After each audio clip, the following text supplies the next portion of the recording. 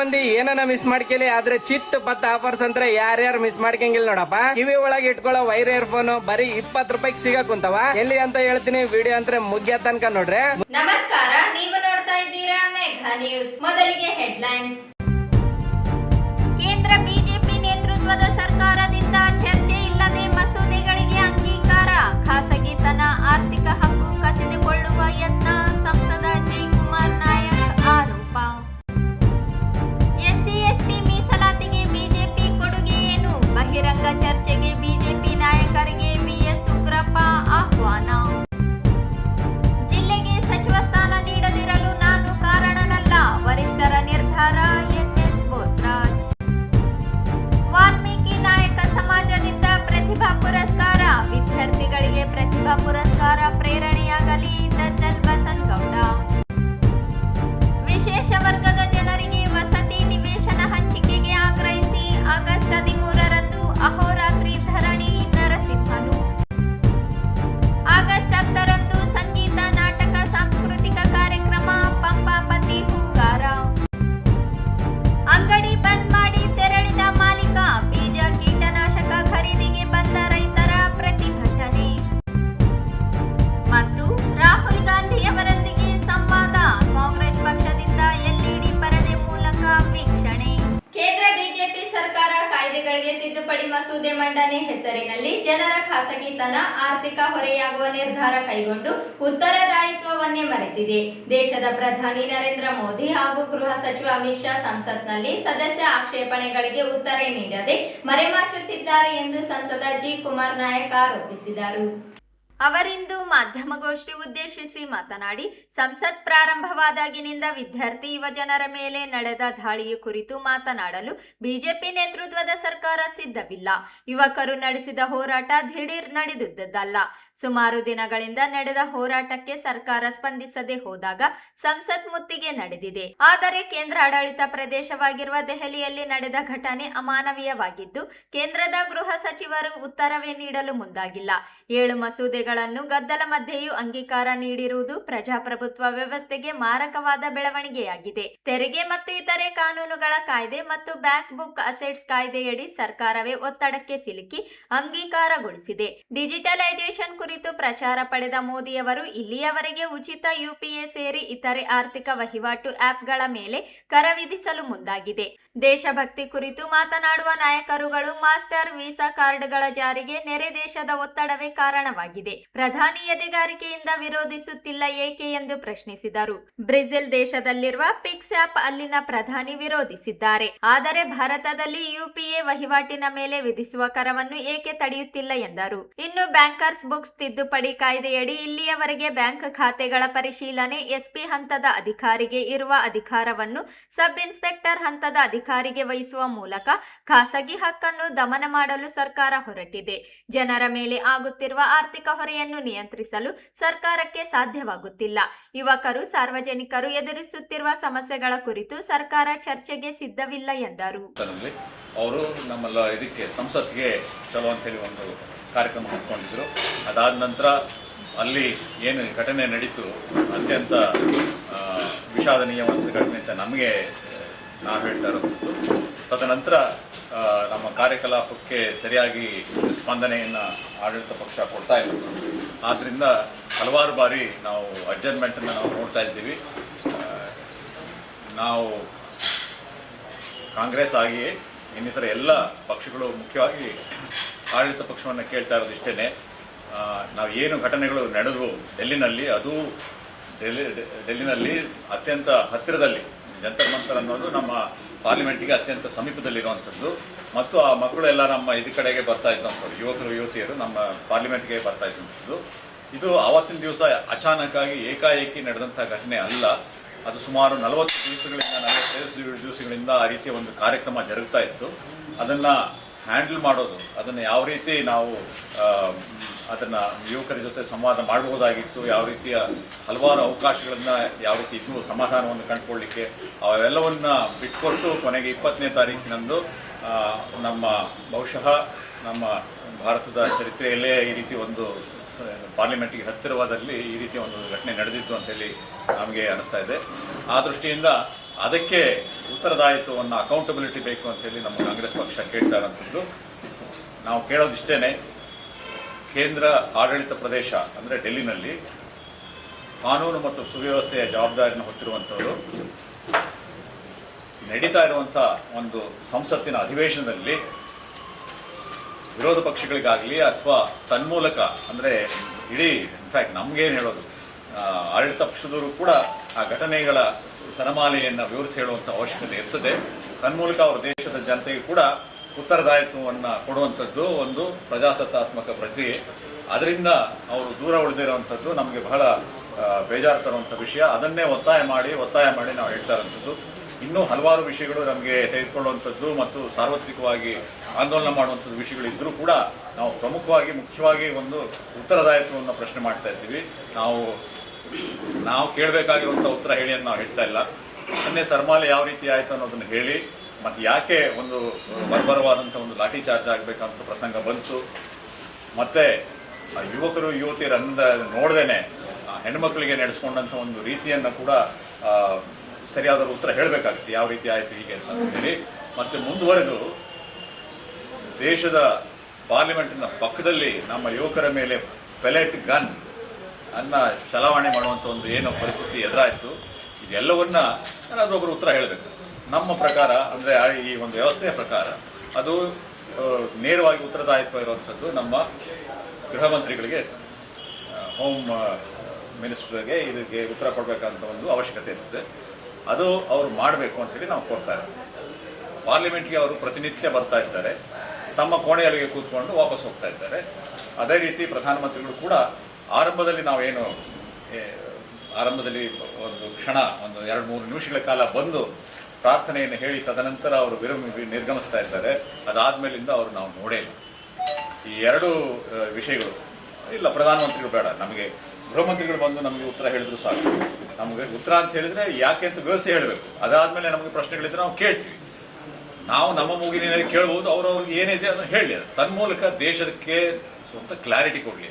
ಯಾಕೆ ಇದನ್ನು ನಾನು ಪದೇ ಹೇಳ್ತಾ ಇದ್ದೀನಿ ಅಂತ ಹೇಳಿದ್ರೆ, ಇದರಲ್ಲಿ ಇನ್ವಾಲ್ವ್ ಆಗಿರುವಂಥವರು ನಮ್ಮ ದೇಶದ ಯುವಕರು ಯುವತಿಯರಿದ್ದಾರೆ. ಎಲ್ಲರೂ 20, 25, 30, 35 ವರ್ಷದ ಒಳಗೆ ಇರುವಂಥ ಎಲ್ಲ ಯುವಕರಿದ್ದಾರೆ.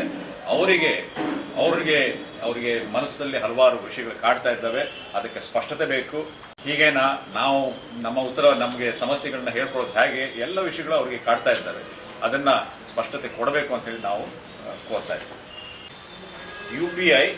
UPI QR, RuPay, debit cards ಇವನ್ನೆಲ್ಲ business up to turnover beyond 50 crores ಅಂತ ಹೇಳಿದ್ರೆ, ಇಲ್ಲಿ ಚಿಕ್ಕ ಏನು ಉದ್ಯೋಗಗಳೇನಿದ್ದಾವೆ MSMEಗಳಲ್ಲಿ, ಅವುಗಳೆಲ್ಲರೂ ಟ್ರಾನ್ಸಾಕ್ಷನ್ ಇವತ್ತಿನ ದಿವಸ ಎಲೆಕ್ಟ್ರಾನಿಕ್ ಮೋಡಲ್ಲೇ ಆಗ್ತಾ ಇದೆ.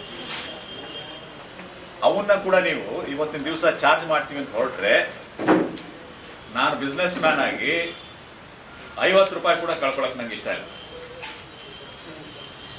ಅಂಥದ್ರಲ್ಲಿ if you are charging 1%, 0.5%, 8% like that, it is substantial money for me. I am operating at a very marginal cost, right? ಅಂಥ ಸಂದರ್ಭದಲ್ಲಿ ನೀವು 1%, 0.8% ಇಷ್ಟು ಕಟ್ ಮಾಡ್ತೀವಿ ಅಂತ ಹೇಳಿದ್ರೆ, ಖಂಡಿತವಾಗಿ ಆತ ಏನು ಮಾಡಬೇಕು ಅಂತ ಯೋಚನೆ ಮಾಡ್ತಾರೆ. ಮತ್ತೆ ನೀವು ಕ್ಯಾಶ್ ಕೊಡಪ್ಪ, ಅವ್ರು ಯಾಕೆ ಸರ್ಕಾರಕ್ಕೆ ಯಾಕೆ ಕೊಡಬೇಕು? ಆಗಲೇ ಇನ್ಕಮ್ ಟ್ಯಾಕ್ಸ್ ಕೊಡುವಾಗಲೇ ನಮಗೆ ಕಷ್ಟ ಆಗ್ತಿತ್ತು. ಡಿಜಿಟಲ್ ಬಂದಿದ್ದರಿಂದ ಒಳ್ಳೇದಾಯ್ತು ಅಂತ ಹೇಳಿದ್ಮೇಲೆ ನೀವು ಮತ್ತೆ ಕ್ಯಾಶ್ ತರಕ್ಕೆ ಕೊಟ್ಟರೆ ಏನಾಗ್ತದೆ? This is very important point. ಇದು ಮಾಡುವಂಥ ಪ್ರಸಂಗ ಯಾಕೆ ಬಂತು ಅಂತ ನಾವು ಯೋಚನೆ ಮಾಡ್ಬೋದು. ನಾನು ಅದನ್ನೇ ಪ್ರಶ್ನೆ ತಮ್ಗೆ ಹೇಳಿದ್ದು ಮುಂಚೆನೆ. 8,000 ಕೋಟಿ ಆಗಲಿ, 5,000 ಕೋಟಿ ಆಗಲಿ, 15,000 ಕೋಟಿ ಆಗಲಿ, ಕೇಂದ್ರ ಸರ್ಕಾರಕ್ಕೆ ಇದು ದೊಡ್ಡದ ಅಂತ ನಮ್ಮ ಬಜೆಟ್ ಗೊತ್ತಿದೆ ನಿಮಗೆ. 55-60 ಲಕ್ಷ ಕೋಟಿಗಳು ನಾವು ಕೈ ಎತ್ತದ ಅಷ್ಟಕ್ಕೆ. ಅಂಥದ್ರಲ್ಲಿ 5-10 ಸಾವಿರ ಕೋಟಿ ಏನೂ ಅಲ್ಲ. ಒಂದು ರೋಡ್ ಮೇಂಟೆನೆನ್ಸ್ ಮಾಡ್ತೀವಲ್ಲ ಅಷ್ಟು ನಮ್ದು. ಹಾಗಿರುವಂಥ ಸಂದರ್ಭದಲ್ಲಿ ನೀವು ಹೆಂಗೆ ಇದನ್ನು ಮಾಡ್ಲಿಕ್ಕೆ ಹೊರಟ್ರಿ? ಇದ್ರ ಹಿಂದಿನ ಸತ್ಯವನ್ನು ತಮಗೆ ಹೇಳಲಿಕ್ಕೆ ನಾನು ಬಯಸ್ತಾ ಇರೋದು. ಇದ್ರ ಹಿಂದೆ ಇರುವಂಥದ್ದು ಅತ್ಯಂತ ವಿಷಾದಕರವಾದಂಥ ವ್ಯವಸ್ಥೆ. ಒತ್ತಡ, ದಬಾವಣೆ, ಕಿಂಚಿತ್ತೂ ಒತ್ತಡಕ್ಕೆ ನಿಲ್ಕೊಳ್ಳಾರದೇ ಇರುವಂಥ ಪರಿಸ್ಥಿತಿ ನಮ್ಮ ದೇಶದ ಪ್ರಧಾನಮಂತ್ರಿ. ಒತ್ತಡ ಆಗ್ತಾ ಇರುವಂಥದ್ದು ಮಾಸ್ಟರ್ ಕಾರ್ಡು, ವೀಸಾ ಕಾರ್ಡು. ಯಾವ ಧಾಟಿನಲ್ಲಿ ಅವ್ರು ಮಾತಾಡ್ತಾರೆ ಅಂತ ಹೇಳಿದ್ರೆ, ಇದು ಒಂದು ವ್ಯಾಪಾರ, ಅಂದರೆ ಕಾರ್ಡ್ ಬಿಸ್ನೆಸ್, ಅಂದರೆ ಡಿಜಿಟಲ್ ವ್ಯವಹಾರ, ಇದು ಒಂದು ವ್ಯಾಪಾರ. ಈ ವ್ಯಾಪಾರದಲ್ಲಿ ನಾವು ಕೂಡ ಬರಬೇಕು ನಿಮ್ಮ ದೇಶಕ್ಕೆ, ನಮಗೂ ಕೂಡ ಸಮಪಾತಳಿಯ ಸ್ಪರ್ಧೆ ಇರಬೇಕು. ನೀವು ಏನೋ ಒಂದು ತಂದಿಟ್ಬಿಟ್ಟಿದ್ದೀರಿ, ಅದು ಫ್ರೀ ಆಫ್ ಕಾಸ್ಟ್ ಬರ್ತಾ ಇದೆ, ಅವರೆಲ್ಲರೂ ನಿಮ್ಮ ಹತ್ರ ಹೋಗ್ತಾರೆ, ನಮ್ಮ ಹತ್ರ ಬರಲ್ಲ, ಮಾಸ್ಟರ್ ಕಾರ್ಡು ವೀಸಾ ಕಾರ್ಡ್ಗೆ ಬರೋಲ್ಲ. ಪದೇ ಪದೇ ದಬ್ಬಾಳಿಕೆನ ಮಾಡ್ತಾ ಇದ್ದಾರೆ. ಇದನ್ನು ಕೇಂದ್ರ ಸರ್ಕಾರಕ್ಕೆ ಈ ಟ್ರೇಡ್ ನೆಗೋಸಿಯೇಷನ್ ನಡೀತಾ ಇದೆಯಲ್ಲ, ಆ ಸಂದರ್ಭದಲ್ಲಿ ಅವರು ಒತ್ತಾಯಪೂರ್ವಕವಾಗಿ ಹೇಳ್ತಾ ಇದ್ದಾರೆ.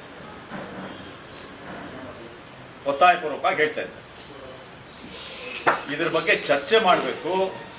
ಇದು ದಯವಿಟ್ಟು ಇದನ್ನು ಕೈ ಬಿಡಿ ಅಂತ ಹೇಳಿಬಿಟ್ಟು ಟ್ರಂಪ್ಗೆ ಹೇಳಬೇಕು. ಇದು ನಾನು ಮಾಡ್ತಾ ಇರೋವಂಥದ್ದು ಅವ್ರು ಕೊಟ್ಟರೋ ಲಾಜಿಕ್ ಕೇಳಿದ್ರೆ ನಿಮ್ಗೆ ಮೈ ಉರಿತದೆ. ಮೋದಿಯವರು ದೇಶಭಕ್ತಿಯ ಸಲುವಾಗಿ ನ್ಯಾಷನಲಿಸಮ್, ಅದು ಕನ್ನಡದಲ್ಲಿ ಏನು ಹೇಳ್ತೀವಿ, ರಾಷ್ಟ್ರೀಯತೆಗೆ ಇದನ್ನು ಬಳಸ್ಕೊಳ್ತಾ ಇದ್ದಾರೆ ಅಂತ ಹೇಳಿದ್ರು. ಬಳಸ್ಕೊಂಡಾರ ಇಲ್ಲ ಅವರು? ಬಳಸ್ಕೊಳ್ಳಿ, ಪರವಾಗಿಲ್ಲ, ಬೇಡ ಅಂತ ಹೇಳೋದು. But it has become a public infrastructure for everybody. ಅದೇ ಮಾತಲ್ಲಿ ಹೇಳಿದ ಮೇಲೆ ಕೂಡ ಅದನ್ನ ನಿಂತ್ಕೊಂಡು ಎದೆ ಕೊಡುವಂಥ ಶಕ್ತಿ ನಮಗೆ ಇಲ್ಲ ಇವತ್ತಿನ ದಿವಸ ಅಂತ ಹೇಳಿದ್ರೆ ಭಾಳ ಬೇಜಾರ. ಅವರೇ ಉತ್ತರ ಕೊಟ್ಟಿದ್ರೆ ನಿಮಗೆ ರಾಷ್ಟ್ರೀಯತೆ ಸಲುವಾಗಿ ಬಳಕೆ ಮಾಡ್ತಿದ್ರು. ಹೇಳಬೇಕು, ರಾಷ್ಟ್ರೀಯತೆ ಅಲ್ಲ ಇದು, ನಮ್ಮ ದೇಶದ ಪ್ರತಿಯೊಬ್ಬರಿಗೂ ನಾನು ಮಾಡ್ತಾ ಇರೋದು ಒಂದು ಒಳ್ಳೆಯ ಕೆಲಸ, ಇದು ರಸ್ತೆ ಕೊಟ್ಟಂಗೆ, ನೀರು ಕೊಟ್ಟಂಗೆ, ಗಾಳಿ ಕೊಟ್ಟಂಗೆ ಅಂತ ಕೇಳಬೇಕಾಗಿತ್ತು. This is very important. ಇದನ್ನು ಹೇಳಲಾರ್ದೇನೆ ಬಿಟ್ಟಿರುವಂಥದ್ದು ನಮ್ಮ ದುರ್ದೈವ. ಈ ಸಂದರ್ಭದಲ್ಲಿ ವಿಧಾನ ಪರಿಷತ್ ಸದಸ್ಯ NS Bosaraj, K Shantappa, Jayavantarao Patange, G Shivamurthy, N Srinivas Reddy, Amaregowda Hanchinal, Rajashekar Nayak, Anjaneya Kurubadoddi, Narasimhalu Madagiri, ಯುವ ಕಾಂಗ್ರೆಸ್ ಅಧ್ಯಕ್ಷ ಮರಿಸ್ವಾಮಿ ಗಟ್ಟು, ಸುಧೀಂದ್ರ ಜಾಗೀರ್ದಾರ್ ಸೇರಿ ಅನೇಕರಿದ್ದರು. ಮೀಸಲಾತಿ ಹೆಚ್ಚಿಸುವ ಕುರಿತಂತೆ ಕೇಂದ್ರ ಸರ್ಕಾರ 9 ಶೆಡ್ಯೂಲ್ಗೆ ಸೇರ್ಪಡೆ ಮಾಡುವುದು ಸೇರಿದಂತೆ ಎಸ್ಸಿ ಎಸ್ಟಿ ಸಮುದಾಯಕ್ಕೆ ಸಾಮಾಜಿಕ ನ್ಯಾಯ ಒದಗಿಸುವ ನಿಟ್ಟಿನಲ್ಲಿ ಬಿಜೆಪಿ ನಾಯಕರು ಮನಬಂದಂತೆ ಮಾತನಾಡುತ್ತಿದ್ದು, ದಮ್ಮು ತಾಕತ್ತು ಇದ್ದರೆ ಬಹಿರಂಗ ಚರ್ಚೆಗೆ ಬರಲು ವಿಧಾನ ಪರಿಷತ್ ಮಾಜಿ ಸದಸ್ಯ ವಿಎಸ್ ಉಗ್ರಪ್ಪ ಆಹ್ವಾನಿಸಿದ್ದಾರೆ. ಅವರಿಂದು ಮಾಧ್ಯಮಗೋಷ್ಠಿ ಉದ್ದೇಶಿಸಿ ಮಾತನಾಡಿ, ಬಿಜೆಪಿ ಸರ್ಕಾರ ಅವಧಿಯಲ್ಲಿ ಮುಖ್ಯಮಂತ್ರಿಯಾಗಿದ್ದ ಬಸವರಾಜ ಬೊಮ್ಮಾಯಿ ಅವಧಿಯಲ್ಲಿಯೇ ಮೀಸಲಾತಿಯನ್ನು 56% ಹೆಚ್ಚಿಸಲು 9 ಶೆಡ್ಯೂಲ್ಗೆ ಸೇರಿಸಲು ಪ್ರಸ್ತಾವನೆ ಸಲ್ಲಿಸಲಾಗಿತ್ತು. ಆದರೆ ಕೇಂದ್ರ ಮತ್ತು ರಾಜ್ಯದಲ್ಲಿ ಬಿಜೆಪಿ ಸರ್ಕಾರವಿದ್ದರೂ ಮಾಡಲು ಆಗಲಿಲ್ಲ. ಬೆಳಗಾವಿ ಅಧಿವೇಶನದಲ್ಲಿ ಮೀಸಲು ಹೆಚ್ಚಿಸಲು ಅಂಗೀಕಾರವಾಗಿದ್ದರೂ ಜಾರಿಯಾಗಲಿಲ್ಲ. ಸಿದ್ದರಾಮಯ್ಯ ಮುಖ್ಯಮಂತ್ರಿಯಾಗಿದ್ದಾಗಲೂ ಕೇಂದ್ರಕ್ಕೆ ಪತ್ರ ಬರೆಯಲಾಗಿದೆ, ಆದರೂ ಸ್ಪಂದಿಸಲಿಲ್ಲ. ಎಸ್ಸಿ ವಿದ್ಯಾರ್ಥಿಗಳಿಗೆ ನೀಡಲಾಗುತ್ತಿದ್ದ ಸ್ಕಾಲರ್ಶಿಪ್ ಅನುದಾನ 80 ಕೋಟಿ ಕಡಿತಗೊಳಿಸಲಾಗಿದೆ. ಇಂಜಿನಿಯರಿಂಗ್, ಮೆಡಿಕಲ್ ವಿದ್ಯಾರ್ಥಿಗಳಿಗೆ ಶುಲ್ಕ ರಿಯಾಯಿತಿ ರದ್ದುಗೊಳಿಸಲಾಗಿದೆ. ಪಿಎಚ್ಡಿ ವಿದ್ಯಾರ್ಥಿಗಳಿಗೆ ನೀಡಲಾಗುತ್ತಿದ್ದ ವಿದ್ಯಾರ್ಥಿ ವೇತನ ನಿಲ್ಲಿಸಲಾಗಿದೆ. ಆದರೂ ಬಿಜೆಪಿ ನಾಯಕರು ಮಾತನಾಡುತ್ತಿಲ್ಲ. ರಾಜಕೀಯವಾಗಿ ಎಸ್ಟಿ ಸಮುದಾಯಕ್ಕೆ ಕುರುಬರನ್ನು ಸೇರಿಸುವುದಾಗಿ ಜೋಶಿ ಹೇಳುತ್ತಾರೆ, ಕಾಡಗೊಲ್ಲರನ್ನು ಎಸ್ಟಿಗೆ ಸೇರಿಸುವುದಾಗಿ ವಿ ಸೋಮಣ್ಣ ಹೇಳುತ್ತಾರೆ. ಆದರೆ ಎಸ್ಟಿಗೆ ಇತರೆ ಸಮುದಾಯ ಸೇರಿಸಲು ನಮ್ಮ ವಿರೋಧವಿಲ್ಲ. ಬದಲಾಗಿ ನಮ್ಮ ಮೀಸಲು ಕಡಿತವಾಗಬಾರದು. ಮೀಸಲು ಹೆಚ್ಚಿಸಿ ಕುಲಶಾಸ್ತ್ರ ಅಧ್ಯಯನ ವರದಿ ಆಧಾರದ ಮೇಲೆ ಸೇರಿಸಲಿ ಎಂದರು. ಪ್ರಧಾನಿ ನರೇಂದ್ರ ಮೋದಿ ಅವರು ಕ್ಷೇತ್ರ ಪುನರ್ವಿಂಗಡಣೆ, ಮಹಿಳಾ ಮೀಸಲಾತಿ ಜಾರಿಗೊಳಿಸುವುದಾಗಿ ಹೇಳುತ್ತಾರೆ. 2011ರಲ್ಲಿ ನಡೆದ ಜನಗಣತಿ ಮುಂದೆ ನಡೆಸಲೇ ಇಲ್ಲ. 2021ರಲ್ಲಿ ಏಕೆ ಜನಗಣತಿ ನಡೆಸಿಲ್ಲ ಎಂದು ನರೇಂದ್ರ ಮೋದಿ ಮಾತನಾಡುತ್ತಿಲ್ಲ.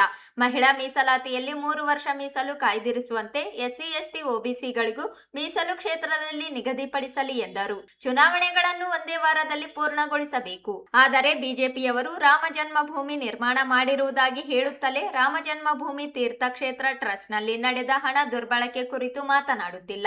ರಾಜ್ಯದ ಪೇಜಾವರ ಶ್ರೀ ಹಾಗೂ ಆರ್ಎಸ್ಎಸ್ನ ಗೋಪಾಲ ನಾಗರಕಟ್ಟೆಯವರು ಟ್ರಸ್ಟ್ ಸದಸ್ಯರಾಗಿದ್ದಾರೆ. ಏಕೆ ಮಾತನಾಡುತ್ತಿಲ್ಲ? ಇಬ್ಬರು ಟ್ರಸ್ಟಿಗಳು ರಾಜೀನಾಮೆ ನೀಡಿದ್ದಾರೆ. ಕೂಡಲೇ ಸಿಬಿಐ ತನಿಖೆಗೆ ಒಳಪಡಿಸಬೇಕು ಎಂದರು. ಸ್ವಲ್ಪ ಗೊಂದಲ ಆಗಿದೆ. ಪತ್ರಿಕಾಗೋಷ್ಠಿ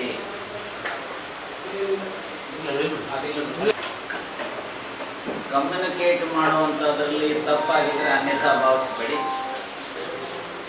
ಯಾರು ನಾವು ಸ್ಥಳೀಯವಾಗಿ ಹೇಳಿದ್ವಿ, ಅವರು ಹೇಳಿದ್ರಂತೆ ಕೆಲವರಿಗೆ ಕಮ್ಯುನಿಕೇಟ್ ಸರಿಯಾಗಿ ಆಗಿಲ್ಲ, ಹಾಗಾಗಿ ಅನ್ಯಥಾ ಭಾವಿಸ್ಬೇಡಿ. ಸರ್, ನಾನಿವತ್ತು 2 ವಿಚಾರಗಳ ಬಗ್ಗೆ ಪ್ರಸ್ತಾಪ ಮಾಡಲಿಕ್ಕೆ ಬಯಸ್ತೇನೆ. ಮೊದಲನೇದು, ನಾನೇನು ಲಾಸ್ಟ್ ಟೈಮ್ ನಿಮ್ಮಲ್ಲಿ ಬಂದು 56% ಮೀಸಲಾತಿಯ ವಿಚಾರ, ರಾಜ್ಯ ಮತ್ತು ಕೇಂದ್ರ ಸರ್ಕಾರ ಈ 56% ಮೀಸಲಾತಿ ಅರ್ಥಾತ್ ಎಸ್ಸಿಗೆ 15ರ ಬದಲು 17% ಮೀಸಲಾತಿ, ಎಸ್ಟಿಗೆ 3ರ ಬದಲು 7% ಮೀಸಲಾತಿ, ಒಬಿಸಿಗೆ 32%. ಈಗ ಇನ್ಫ್ಯಾಕ್ಟ್ ಲೇಟೆಸ್ಟ್ MR ನಾಯಕರ ಹಿಂದುಳಿದ ವರ್ಗದ ವರದಿ ಆಧಾರದ ಮೇಲೆ ಒಬಿಸಿಗಳಿಗೆ 42% ಕೊಡಬೇಕು ಅನ್ನುವಂಥದ್ದಿದೆ. 2022ರ ಏನು ಕಾನೂನು ಬಸವರಾಜ ಬೊಮ್ಮಾಯಿಯವರ ಸರ್ಕಾರ ಮಾಡಿತ್ತು, ಆ ಕಾನೂನನ್ನ ಹೈಕೋರ್ಟ್ನಲ್ಲಿ ಸ್ಟೇ ಮಾಡಿರೋದ್ರಿಂದ ಇವತ್ತು ರಾಜ್ಯದಲ್ಲಿ ಎಸ್ಸಿಗಳಿಗೆ, ಎಸ್ಟಿಗಳಿಗೆ ಮತ್ತು ಒಬಿಸಿಗಳಿಗೆ, more particularly SC and ST, ಸುಮಾರು 6% ಮೀಸಲಾತಿಯ ನಷ್ಟ ಆಗ್ತಾ ಇದೆ. ಸೊ ಈ ಮೀಸಲಾತಿಯನ್ನ ಉಳಿಸ್ಲಿಕ್ಕೆ ಯಾಕಂದ್ರೆ ಸಂವಿಧಾನದಲ್ಲಿ ಎಸ್ಸಿ ಎಸ್ಟಿಗೆ ಜನಸಂಖ್ಯೆಗೆ ಅನುಗುಣವಾಗಿ ಮೀಸಲಾತಿ ಕೊಡಬೇಕು. ಈ ಹಿನ್ನೆಲೆಯಲ್ಲಿ ರಾಜ್ಯ ಸರ್ಕಾರ ಮತ್ತು ಕೇಂದ್ರ ಸರ್ಕಾರ ಹೇಗೆ ಎಡವಿದೆ ಅನ್ನೋದರ ಬಗ್ಗೆ ರಾಜ್ಯವ್ಯಾಪಿ ಎಲ್ಲ ಜಿಲ್ಲೆಗಳಲ್ಲಿ ನಾನು ಮತ್ತು ನಮ್ಮ ಸ್ನೇಹಿತರುಗಳು ಪ್ರವಾಸ ಮಾಡಿ ಮೊನ್ನೆ 6ನೇ ತಾರೀಕು ಲಾಸ್ಟ್ ಮಡಿಕೇರಿಯನ್ನ ಮುಗಿಸಿ ರಾಜ್ಯದ ಎಲ್ಲ ಜಿಲ್ಲೆಗಳನ್ನ ಪ್ರವಾಸ ಮಾಡಿದ್ದಾರೆ. ಒಳ್ಳೆಯ ರೆಸ್ಪಾನ್ಸ್ ಇದೆ. ಸೊ ಈ ಹಿನ್ನೆಲೆಯಲ್ಲಿ ರಾಜ್ಯ ಸರ್ಕಾರ ನಮ್ಮ ಡಿಮ್ಯಾಂಡ್ಸ್ ಏನಿತ್ತು ಅದರಲ್ಲಿ ಒಂದಿಷ್ಟು ಫುಲ್ಫಿಲ್ ಮಾಡಿದ್ದಾರೆ. ಮೊದಲನೇದು, ಹೈಕೋರ್ಟಿನಲ್ಲಿ ಸ್ಟೇ ವೆಕೇಟ್ ಮಾಡಿಸೋದಕ್ಕೆ ಒಬ್ಬ ಪರಿಣಿತ ಸೀನಿಯರ್ ಕೌನ್ಸಿಲ್ ಅನ್ನ ಎಂಗೇಜ್ ಮಾಡಿ ವೆಕೇಟಿಂಗ್ ಸ್ಟೇ ಅನ್ನು ಮಾಡಬೇಕು ಅಂತ ಹೇಳಲಾಗಿದೆ. ನಮ್ಮ ಒತ್ತಾಯದ ಹಿನ್ನೆಲೆಯಲ್ಲಿ ಸೊ ರಾಜ್ಯ ಸರ್ಕಾರ ಪ್ರೊಫೆಸರ್ ರವಿವರ್ಮ ಕುಮಾರ್ ಅವರನ್ನ ಮಾಡಿದ್ದಾರೆ. ಅದಕ್ಕೆ ರಾಜ್ಯ ಸರ್ಕಾರವನ್ನ ಅಭಿನಂದಿಸ್ತೇನೆ. ಎರಡನೇದು, ರಾಜ್ಯ ಸರ್ಕಾರ ಯಾರು ಪ್ರತಿಭಾವಂತ ಎಸ್ಟಿ ವಿದ್ಯಾರ್ಥಿಗಳಿದ್ದಾರೆ, 23, 24, 24, 25, 25, 26 3 ವರ್ಷಗಳ ಕಾಲ ಪರಿಶಿಷ್ಟ ವರ್ಗದ ವಿದ್ಯಾರ್ಥಿಗಳಿಗೆ ಮೆರಿಟ್ ಸ್ಕಾಲರ್ಶಿಪ್ ಅನ್ನು ಕೊಟ್ಟಿರಲಿಲ್ಲ, ಎಸ್ಸಿಗಳು ಕೊಡಲಾಗಿದೆ. ಈಗ ಇಮಿಡಿಯೇಟ್ ಮೊನ್ನೆ ಸರ್ಕಾರ ಮುಖ್ಯಮಂತ್ರಿಗಳು ಬದಲಾದ ಮೇಲೆ 238.3 ಕೋಟಿ ಸರ್ಕಾರ ಬಿಡುಗಡೆ ಮಾಡಿದ್ದಾರೆ ಎಸ್ಟಿಗಳಿಗೆ. ಬಿಟ್ಟು ವಿ ಹ್ಯಾವ್ ನೋ ಅಬ್ಜೆಕ್ಷನ್, ಯಾರು ಬೇಕಾದ್ರೂ ಸೇರಿ. ಆದರೆ ಎಷ್ಟೇ ಒಂದು ಆ ಸೇರಿಸುವಂತ ಜಾತಿಯ ಅರ್ಹತೆ ಎಸ್ಟಿ ಆಗೋದಕ್ಕೋ ಎಸ್ಸಿ ಆಗೋದಕ್ಕೋ ಇದೆಯಾ ಅನ್ನೋದ್ರ ಬಗ್ಗೆ ಅಧ್ಯಯನ ಮಾಡಿ. ಇದೆ ಅಂತಂದ್ರೆ ಸೇರಿಸಿ, ವಿ ಹ್ಯಾವ್ ನೋ ಅಬ್ಜೆಕ್ಷನ್. ಆದರೆ ಸೇರಿಸಿದ ದಿವಸವೇ ರಿಸರ್ವೇಶನ್ ಅಷ್ಟು ಜಾಸ್ತಿ ಮಾಡಬೇಕು, ಇದನ್ನು ಮಾಡ್ತಾರೆ. ಸೊ ಈಗ ಇಲ್ಲೇನ ಕಳೆದ ಒಂದು ತಿಂಗಳಿಂದ ಅಂತ ಕಾಣುತ್ತೆ, ಭಾರತೀಯ ಜನತಾ ಪಾರ್ಟಿಯು ರಾಮುಲು ಇರ್ಬೋದು, PB ನಾಯಕರು ಇರ್ಬೋದು, ರಮೇಶ್ ಜಾರಕಿಹೊಳಿ ಇರ್ಬೋದು, ಅವರು ರಾಜ್ಯ ಸರ್ಕಾರದ ಮೇಲೆ ಮತ್ತು ನನ್ನ ಮೇಲೆ ವೈಯಕ್ತಿಕವಾಗಿ ಮಾತನಾಡಿದ್ದಾರೆ ಅಂತ ಹೇಳಿ ಕೇಳಲ್ಪಟ್ಟಿದ್ದೇನೆ. ನಾನು ಅಷ್ಟೇ ಹೇಳ್ತೇನೆ, ನಿಮಗೇನಾದರೂ ದಮ್ಮು ತಾಕತ್ತು ಬಿಜೆಪಿನವರಿಗೆ ಬದ್ಧತೆ ಏನಾದರೂ ಇದ್ರೆ, ಸಂವಿಧಾನ ಗೊತ್ತಿದ್ರೆ, ಸಾಮಾಜಿಕ ನ್ಯಾಯ ಗೊತ್ತಿದ್ರೆ, ಎಸ್ಸಿಗಳಿಗೆ, ಎಸ್ಟಿಗಳಿಗೆ, ಒಬಿಸಿಗಳಿಗೆ ನಿಮ್ಮ ಪಾರ್ಟಿಯ ದೇಣಿಗೆ ಏನು, ಕಾಂಗ್ರೆಸ್ಸಿನ ದೇಣಿಗೆ ಏನು, ಅಥವಾ ಉಗ್ರಪ್ಪ ಮತ್ತು ಅವರ ಸ್ನೇಹಿತರ ದೇಣಿಗೆ ಏನು ಅನ್ನೋದ್ರ ಬಗ್ಗೆ ಸಾರ್ವಜನಿಕ ಚರ್ಚೆಗೆ ನಾನು ಸಿದ್ಧನಿದ್ದೇನೆ. ನೀವು ಎಲ್ಲಿ ಬೇಕಾದ್ರೂ ಕರೀರಿ, ರಾಯಚೂರಲ್ಲಿ ಕರೀರಿ ಅಥವಾ ವಿಧಾನಸೌಧದಲ್ಲಿ ಕರೀರಿ, ನಿಮ್ಮ ಆ ಚರ್ಚೆಗೆ ನಾನು ಸಿದ್ಧನಿದೆ. ನಿಮ್ಮ ಯೋಗ್ಯತೆಗೆ ನೀವೇ ಪತ್ರ ಬರೆದಿದ್ದೀರಿ, 9th ಶೆಡ್ಯೂಲ್ಗೆ ಸೇರಿಸಬೇಕು ಅಂತ ಹೇಳಿ ಮಿಸ್ಟರ್ ಶ್ರೀರಾಮುಲು. ನಾನು ಹೇಳಿರುವಂತ ಅಂಕಿ ಅಂಶಗಳಲ್ಲಿ ಏನಾದರೂ ವ್ಯತ್ಯಾಸ ಇದ್ರೆ ನಾನು ಯಾವುದೇ ಕ್ಷಮೆ ಕೇಳಲಿಕ್ಕೆ ನಾನು ಸಿದ್ಧನಿದ್ದೇನೆ. ನಾಚಿಕೆ ಆಗೋದಿಲ್ವಾ ನಿಮ್ ಸರ್ಕಾರ ಬರೆದು 9 ಶೆಡ್ಯೂಲ್ಗೆ ಸೇರಿಸುವ ಯೋಗ್ಯತೆ ಇಲ್ಲ ಅಂತ ಹೇಳಿದ್ರೆ ಯಾಕ್ರಿ ರೆಕಮೆಂಡ್ ಮಾಡಿದ್ರಿ?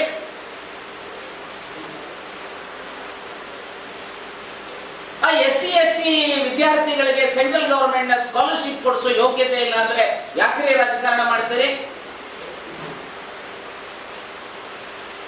ನಾನು ಇಷ್ಟೇ ಹೇಳ್ತೇನೆ, ಸಮಾಜವನ್ನ ಪಕ್ಷದ, ನಾನು ಲಾಸ್ಟ್ ಟೈಮ್ ಹೇಳಿದ್ದೆ, ನಾನು ಪಕ್ಷದ ಇದರ ಮೇಲೆ ಸಮಾಜವನ್ನು ಒಡೆಯುವಂತ ಪ್ರವೃತ್ತಿ ನನಗಿಲ್ಲ ಅಂತ. ಆದ್ರೆ ನೀವು ಅನಿವಾರ್ಯವಾಗಿ ನಿಮ್ಮ ಪಕ್ಷದ ಹೆಸರಿನಲ್ಲಿ ಹೇಳಿಕೆ ಮಾಡಿರೋದ್ರಿಂದ ನಾನು ಈ ಮಾತನ್ನ ಹೇಳ್ತಾ ಇದ್ದೇನೆ. ಈಗಲೂ ಹೇಳ್ತೇನೆ, ಯಾವುದೇ ಜಾತಿಗಳನ್ನ ತಮ್ಮ ರಾಜಕೀಯ ಲಾಭಕ್ಕೋಸ್ಕರ ಜಾತಿಗಳನ್ನ ಒಡೆಯುವಂತ ಪ್ರವೃತ್ತಿಯನ್ನ ಬಿಡಬೇಕು. ಈ ಒಡೆಯುವಂತ ಪ್ರವೃತ್ತಿಯನ್ನ ಬಿಡದ ಇದ್ರೆ ಇದು ಇವರಿಗೆ ಏನಾಗಿದೆ, ಈ ವರ್ಗಗಳಿಗೆ ಸಹಾಯನೂ ಮಾಡಕ್ಕಾಗಲ್ಲ ನಿಮ್ಮ ಯೋಗ್ಯತೆಗೆ. ಕಾನೂನಿನ ಚೌಕಟ್ಟಿನಲ್ಲಿ ಸಂವಿಧಾನದ ರೀತಿಯ ಯಾವ ಹಕ್ಕುಗಳಿದಾವ ಹಕ್ಕುಗಳ ರಕ್ಷಣೆ ಮಾಡೋದಕ್ಕೆ ಸಿದ್ಧರಿಲ್ಲ. ಯಾವ ಮುಖ ಇಟ್ಟುಕೊಂಡು ರಾಜಕಾರಣ ಮಾಡ್ತೀರಿ? ಯಾವ ಮುಖ ಇಟ್ಟುಕೊಂಡು ಜನರ ಬೆಂಬಲ ಕೇಳ್ತೀರಿ? ಕೆಲವೊಂದು ಕಡೆ ನಿಮ್ಮ ಸಮಾಜದವರೇ ನಿಮಗೆ ಅನ್ಯಾಯ ಮಾಡ್ತಾ ಇದ್ದಾರೆ. ಬಹುಶಃ ನಿಮಗೊಂದ ಹೇಳ್ತೇನೆ, ಬಹುಶಃ ಲಾಸ್ಟ್ ಟೈಮೇ ನಾನು ಇಲ್ಲಿ ಹೇಳಿದ್ದೆ, ನಾನು ಇದನ್ನು ಲಾಸ್ಟ್ ಟೈಮೇ ಇಲ್ಲಿ ಹೇಳಿದ್ದೆ. 187 ಕೋಟಿ ಯಾರು ಲೂಟಿ ಮಾಡಿದ್ದಾರೆ ಅದು ತನಿಖೆ ಆಗಬೇಕು, ತಪ್ಪಿತಸ್ಥರಿಗೆ ಶಿಕ್ಷೆ ಆಗಬೇಕು, ಏನೋ ಬೀನೋ ಸೀನೋ. ಈಗ ಯಾಕೆ ನಾನು ಎಲಾಬರೇಟ್ ಮಾಡೋದಿಲ್ಲ ಅಂತ ಹೇಳಿದ್ರೆ, ಒಂದನೇದು, ಇವತ್ತು ಇಡೀ ಪ್ರಕರಣ ಕೇಸಿನಲ್ಲಿದೆ, ಕೋರ್ಟಿನ ಮುಂದೆ ಇದೆ. Let the law take its own decision on this issue. So ಹಾಗಾಗಿ ನಾನು ಯಾವುದನ್ನು ಸ್ಪೇರ್ ಮಾಡ್ತೀನಿ ಅಂತ ತಿಳ್ಕೊಂಡಿದ್ರೆ ತಪ್ಪು. ಆಗಿದ್ದಾಗ ನಾಗೇಂದ್ರ ಅವರು ಸಚಿವರಾಗಿ ಇರ್ಬೇಕಾ ಸರ್? ಈಗ ನೀವು ಬೇರೆಯವರಿಗೆ ಅವರು ರಾಜೀನಾಮೆ ಹಾಕೋದಿಲ್ಲ, ನನಗೆ ಬೇಕಾಗುತ್ತೆ ಅಂತ ಅಂದಾಗ ಸಚಿವರಾಗಿ ಇರ್ಬೇಕಾ? ನಾನು ಇಷ್ಟೇ ಹೇಳಲಿಕ್ಕೆ ಬಯಸ್ತೇನೆ, ಇದು ಕೋರ್ಟ್ ಅಲ್ಲಿ ಇರೋದ್ರಿಂದ ಇರೋದು ಬಿಡೋದು, ಒಂದ್ ನಿಮಿಷ, ಇರೋದು ಬಿಡೋದು ಮತ್ತೊಂದು, ನಾನು ಈ ಹಂತದಲ್ಲಿ ಏನು ಸಹ ರಿಯಾಕ್ಟ್ ಮಾಡೋದು ಆಯ್ತಲ್ಲ. ತನಿಖೆ ಆಗಿ ಒಂದು 4-5ರಲ್ಲಿ ಚಾರ್ಜ್ ಶೀಟ್ ಹಾಕಿದ್ದಾರೆ. So ultimately let the court take. ನನ್ನ ಉತ್ತರ ಇಷ್ಟೇ, ಕೋರ್ಟ್ ಅಲ್ಲಿ ಇರೋದ್ರಿಂದ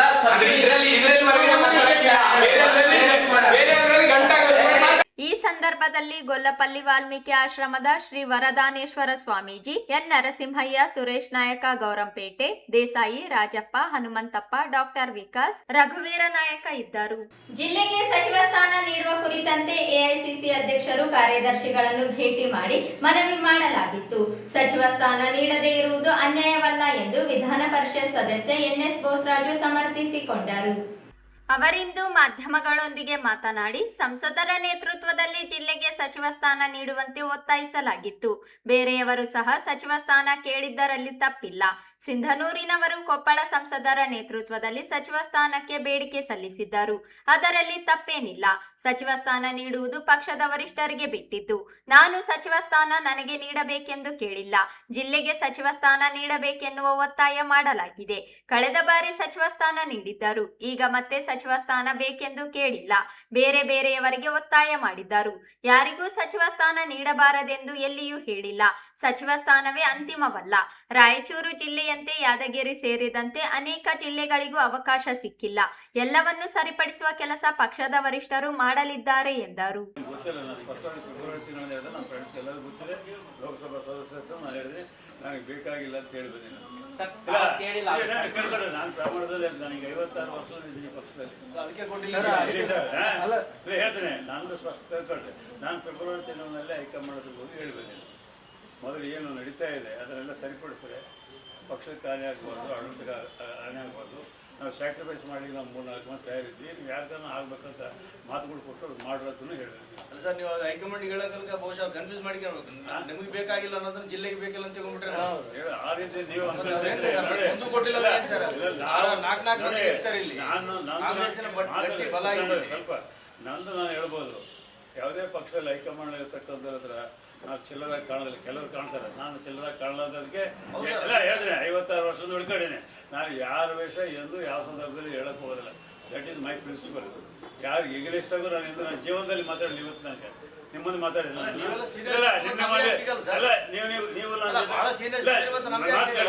ನೀವು ನಾವು ಕೂತಿರೋ ಅನೇಕ ಬಾರಿ ನಾವು ಮಾತಾಡಿದ್ರೆ ನಾನು ಎಂದಾದ್ರೂ ನಮ್ಮ ವಿರೋಧಗಳ ಬಗ್ಗೆ ನಿಮ್ಮ ಹತ್ರ ಮಾತಾಡಿದ್ರೆ ಭಾಳಷ್ಟು ಡಿಸ್ಕಸ್ ಮಾಡಿದ್ವಿ. ನೀವು ನಾವು ಪರ್ಸನಲಿ ಎಷ್ಟು ಹೋಗೋದ್ರಲ್ಲಿ ಎಂದಾದ್ರೂ ನಾನು ಒಬ್ಬರ ಬಗ್ಗೆ ವಿರುದ್ಧವಾಗಿ ಮಾತಾಡಿದ್ರೆ ನನ್ನ ನೇಚರ್ ಅದು. ನಾನು ಯಾಕೆ ದೊಡ್ಡವ್ರು ಮಾಡಬೇಕು ಅವ್ರನ್ನ? ರಾಜಕೀಯದಲ್ಲಿ ನಾವು ಬೇರೆಯವ್ರು ಕೊಡಬಾರ್ದು ಪ್ರಶ್ನೆ ಇಲ್ಲ. ಸಂಸದರ ಅಧ್ಯಕ್ಷತೆಯಲ್ಲಿ ಮುಖ್ಯಮಂತ್ರಿಗಳು ಭೇಟಿಯಾಗಿದ್ದಿತ್ತು, ಮಾಜಿ ಮುಖ್ಯಮಂತ್ರಿಗಳು ಭೇಟಿಯಾಗಿದ್ದಿತ್ತು, AICC ಜನರಲ್ ಸೆಕ್ರೆಟರಿ ಭೇಟಿಯಾಗಿತ್ತು. ನಮ್ಮ ಪಾರ್ಲಿಮೆಂಟ್ನಾಗೆ ಅನ್ಯಾಯ ಮಾಡಬಾರ್ದು, ಪಾರ್ಲಿಮೆಂಟ್ಗೆ ಅವಕಾಶ ಕೊಡಂತೇಳಿ ಅವ್ರು ಕೇಳಿದ್ರು. ಸರ್, ಈಗ ಬಹುಸರ ಹೆಸರಿತ್ತು, ಲಾಸ್ಟ್ ಮಿನಿಟ್ ತಪ್ಪಿಸಿ ಕೊಪ್ಪಳಕ್ಕೆ ಸರ್, ರೈತರು ಕೊಡಬಾರ್ದು. ಕೊಪ್ಪಳ ಎರಡು ಕೊಡಬಾರ್ದು. ಒಂದು ಲಿಮಿಟೇಷನ್ ಆ್ಯಕ್ಟ್ ಅಂತ ಐತಿ, ಆ ಲಿಮಿಟೇಷನಲ್ಲೇ ಮಾಡಬೇಕು. ಎಲ್ಲರೂ ನೋಡ್ತಾರೆ, ರೀಜನ್ ನೋಡ್ತಾರೆ, ಧರ್ಮ ನೋಡ್ತಾರೆ, ಜಾತಿ ನೋಡ್ತಾರೆ, ಜಾತಿ ಎಲ್ಲ ನೋಡಿ. ನಮ್ಮ ಜಿಲ್ಲೆಗೆ ಅನ್ಯಾಯ ಅಂತ ಗೊತ್ತಿರಲ್ಲ ಸರ್ ನೀವು? ಅನ್ಯಾಯ ಕಾಣ್ತಾ ಇಲ್ಲ ಸರ್, ನ್ಯಾಯ ಕಾಣ್ತಾ ಇದಲ್ಲ ಸರ್. ಅನ್ಯಾಯ ನ್ಯಾಯ ಆದಂಗೇನು? ಮತ್ತೆ ಅಲ್ಲ ಸರ್, ಮಿನಿಸ್ಟರ್ ಕೊಟ್ಟರೆ ನ್ಯಾಯ ಆದಂಗೆ. ಮತ್ತೆ ನ್ಯಾಯ ಹೆಂಗೆ ಆಗುತ್ತೆ ಸರ್? ನ್ಯಾಯ ಅಲ್ಲ ಸರ್, ನ್ಯಾಯ ಹೆಂಗೆ ಆಗ್ತದೆ ಹೇಳ್ರಿ ಸರ್. ಅಸಮತೋಲನ ಆಗಿರ್ತಕ್ಕಂಥ ವಿಷಯ ನಾವು ಸರ್ ನಮ್ಮ ಮಂದಿ ಯಾವ ರೀತಿ ಸರ್ ಸರಿಪಡಿಸ್ತು ಅಂತ ಈಗಾಗಲೇ ಮುಖ್ಯಮಂತ್ರಿಗಳು ಹೇಳಿದ್ದಾರೆ. ಸರ್, ಎಲ್ಲೆಲ್ಲಿ ಹೋಗ್ದೋಸ್ ಕೂಡ ಎಲ್ಲೆಲ್ಲಿ ಯಾವ ಜಿಲ್ಲೆಗಳಿಗೆ ಯಾವ್ದು ಕೊಟ್ಟಿಲ್ಲ, ಬೇರೆ ರೀತಿಯಿಂದ ಸರಿಪಡಿಸ್ತು ಅಂತ ಹೇಳಿದ್ದಾರೆ. ಯಾವುದೇ ಸರ್ಕಾರದಲ್ಲಿ ಅದೇ ಮಾಡ್ಬೇಕಂತ. ಲಿಮಿಟೇಷನ್ದಾಗ 50-60 ಮಂದಿ ಮಾಡೋಕ್ಕಾಗಿದ್ರೆ ನಾವು ರೈಟ್. ST ಮೀಸಲಾತಿ ಸ್ಥಾನಗಳು ನಮ್ಮ ಜಿಲ್ಲೆದಾಗ ಇರೋದು ಸರ್. ST ಮೀಸಲಾತಿ ಸ್ಥಾನಗಳು ನಮ್ಮಲ್ಲಿ ಇರೋದು. MP 4 ಮೇಲೆ ಆದ್ರೂ ಒಬ್ಬರಿಗೆ ಕೊಡ್ಲಿಲ್ಲ. ಬಳ್ಳಾರಿಗಿಲ್ಲ, ಅಲ್ಲ ಬಳ್ಳಾರಿಗೆ ಇದೆ ಸರ್. ನಮ್ಮ ನಮ್ಮದೇ ಸರ್, ಬಳ್ಳಾರಿಗಿಂತ ಹೆಚ್ಚು ನಮ್ಮದೇ ಸರ್. ಬಳ್ಳಾರಿ ಕೊಡಲ್ಲ ಸರ್. ಬೋಸ್ರಾದವ್ರ ಹೆಸರಿತ್ತು ಏನು ಸರ್? 4 ಸಲ ಹಾಸ್ಕೊಂಡಾರೆ. ವಿದ್ಯಾರ್ಥಿಗಳ ಸಾಧನೆಯನ್ನು ಗುರುತಿಸಿ ಪ್ರೋತ್ಸಾಹಿಸುವುದು ಹಾಗೂ ಸಮಾಜದ ವಿವಿಧ ಕ್ಷೇತ್ರಗಳಲ್ಲಿ ಸಾಧನೆ ಮಾಡಿದವರನ್ನು ಗೌರವಿಸುವ ಮೂಲಕ ಯುವ ಪೀಳಿಗೆಗೆ ಪ್ರೇರಣೆ ನೀಡಬೇಕು ಎಂದು ಗ್ರಾಮೀಣ ಶಾಸಕ ಬಸನಗೌಡ ದದ್ದಲ್ ಹೇಳಿದರು. ಅವರಿಂದು ನಗರದ ಪಂಡಿತ ಸಿದ್ದರಾಮ ಜಂಬಲ್ದಿನ್ನಿ ರಂಗಮಂದಿರದಲ್ಲಿ ಅಖಿಲಾಂಡ ಶ್ರೀ ಮಹರ್ಷಿ ವಾಲ್ಮೀಕಿ ನಾಯಕ ಸಂಘದಿಂದ ಹಮ್ಮಿಕೊಂಡಿದ್ದ ಜಿಲ್ಲಾ ಮಟ್ಟದ ಪ್ರತಿಭಾ ಪುರಸ್ಕಾರ, ಸಾಧಕರಿಗೆ ಸನ್ಮಾನ ಹಾಗೂ ಮೀಸಲಾತಿ ಕುರಿತು ವಿಚಾರ ಸಂಕಿರಣ ಕಾರ್ಯಕ್ರಮವನ್ನು ಜ್ಯೋತಿ ಬೆಳಗಿಸುವ ಮೂಲಕ ಉದ್ಘಾಟಿಸಿ ಮಾತನಾಡಿದರು. ಕಾರಣಾಂತರಗಳಿಂದ ಸ್ಥಗಿತಗೊಂಡಿದ್ದ ಪ್ರತಿಭಾ ಪುರಸ್ಕಾರ ಕಾರ್ಯಕ್ರಮವನ್ನು ಮತ್ತೆ ಆರಂಭಿಸಿರುವುದು ಸಂತಸದ ಸಂಗತಿ. ವಿದ್ಯಾರ್ಥಿಗಳಿಗೆ ಬೆನ್ನು ತಟ್ಟಿ ಪ್ರೋತ್ಸಾಹಿಸುವ ಇಂತಹ ಕಾರ್ಯಕ್ರಮಗಳು ಸಮಾಜದ ಶೈಕ್ಷಣಿಕ ಪ್ರಗತಿಗೆ ಸಹಕಾರಿಯಾಗುತ್ತವೆ ಎಂದರು. ಸಮಾಜದ ಬಗ್ಗೆ ಕಾಳಜಿ ಇದ್ದಾಗ ಮಾತ್ರ ಇಂತಹ ದೊಡ್ಡ ಮಟ್ಟದ ಕಾರ್ಯಕ್ರಮಗಳನ್ನು ಆಯೋಜಿಸಲು ಸಾಧ್ಯ. ಪ್ರತಿಯೊಂದು ಸಮಾಜದಲ್ಲೂ ಸಮಾಜದ ಮುನ್ನಡೆಗೆ ಶ್ರಮಿಸಿದ ಹಾಗೂ ಸಾಧನೆ ಮಾಡಿದ ವ್ಯಕ್ತಿಗಳನ್ನು ಗುರುತಿಸಿ ಸನ್ಮಾನಿಸಬೇಕು. ಇದರಿಂದ ಸಮಾಜದ ಇತರರಿಗೂ ಉತ್ತಮ ಕೆಲಸ ಮಾಡಲು ಪ್ರೇರಣೆ ದೊರೆಯುತ್ತದೆ ಎಂದು ಹೇಳಿದರು. ಕಲ್ಯಾಣ ಕರ್ನಾಟಕ ಭಾಗದಲ್ಲಿ ವಾಲ್ಮೀಕಿ ಸಮಾಜವು ಹೆಚ್ಚಿನ ಸಂಖ್ಯೆ ಹೊಂದಿದೆ. ಹಿಂದಿನ ನಾಯಕರ ಹೋರಾಟದ ಫಲವಾಗಿ ಸಮಾಜಕ್ಕೆ ರಾಜಕೀಯ ಮೀಸಲಾತಿ ದೊರೆತಿದೆ. ಸಮಾಜದ ಹಕ್ಕುಗಳಿಗಾಗಿ ಇನ್ನೂ ಹೆಚ್ಚಿನ ಮೀಸಲಾತಿ ಅಗತ್ಯವಿದ್ದು, ಈ ನಿಟ್ಟಿನಲ್ಲಿ ಸಂಘಟಿತ ಹೋರಾಟ ಅಗತ್ಯವಾಗಿದೆ ಎಂದರು. ವಿದ್ಯಾರ್ಥಿಗಳು ಶಿಕ್ಷಣಕ್ಕೆ ಹೆಚ್ಚಿನ ಆದ್ಯತೆ ನೀಡಿ ಉನ್ನತ ಸಾಧನೆ ಮಾಡುವ ಮೂಲಕ ಸಮಾಜದ ಅಭಿವೃದ್ಧಿಗೆ ಕೊಡುಗೆ ನೀಡಬೇಕು. ಪ್ರತಿಭಾ ಪುರಸ್ಕಾರ ಕಾರ್ಯಕ್ರಮವನ್ನು ಮುಂದಿನ ದಿನಗಳಲ್ಲಿಯೂ ನಿರಂತರವಾಗಿ ನಡೆಸಬೇಕು ಎಂದು ಹೇಳಿದರು. ಪಾರ್ವತಿ ಶಿವರ ಮಹಾದೇವ್, ಲಕ್ಷ್ಮೀ ರಮಣ ಗೋವಿಂದ ಗೋವಿಂದ, ರಾಮರಾಮ್ ಗೋವಿಂದ ಗೋವಿಂದ. ವೆಂಕಟೇಶ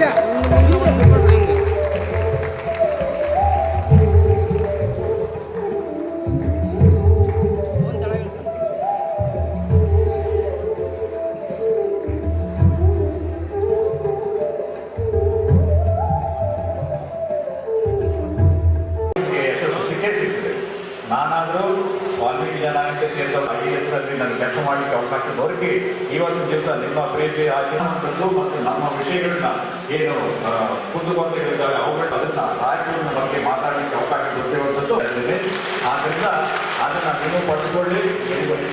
ನಮ್ಮ ಅಭಿವೃದ್ಧಿಗೆ ನಮ್ಮ ಗುರುಗಳಿದ್ದಾರೆ, ಉಗ್ರಪರ. ಆದ್ದರಿಂದ ನಾವು ಮುಂದಿನ ಉಜ್ವಲ ಭವಿಷ್ಯವನ್ನು ನಾವೇ ರೂಪಿಸಿಕೊಳ್ಳೋಣ ಅಂತ ಹೇಳ್ತಾ ಈ ಒಂದು ಕಾರ್ಯಕ್ರಮದಲ್ಲಿ ನನಗೆ ಮಾತಾಡಲಿಕ್ಕೆ ಅಕ್ಷರದಿಂದಲೇ ಬದುಕು ಹೊಸದಾಗ್ತದೆ. ಅಕ್ಷರ ಕ್ರಾಂತಿಯಿಂದ ಅಂಜುಸ್ವಾಮಿಗಳು ವಾಲ್ಮೀಕಿ ಶ್ರೀಗಳು ಬಂದಿದ್ದಾರೆ, ಅವರಿಗೂ ಕೂಡ ಸ್ವಾಗತವನ್ನು ಕೋರ್ತಾ ಇದ್ದೇನೆ. ಸನ್ಮಾನಿಸಿ ಕೊಡಬೇಕಾಗಿ ಅವರಲ್ಲಿ ವಿನಂತಿ.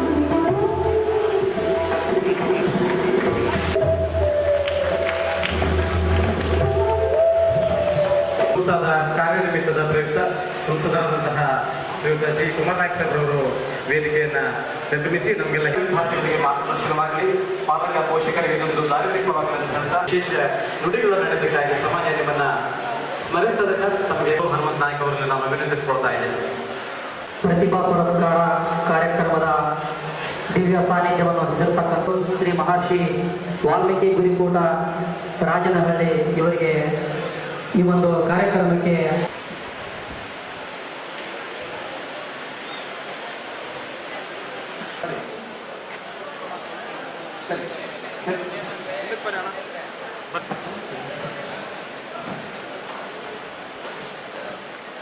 ಭವಾನಿ ನಾಗರಾಜ್,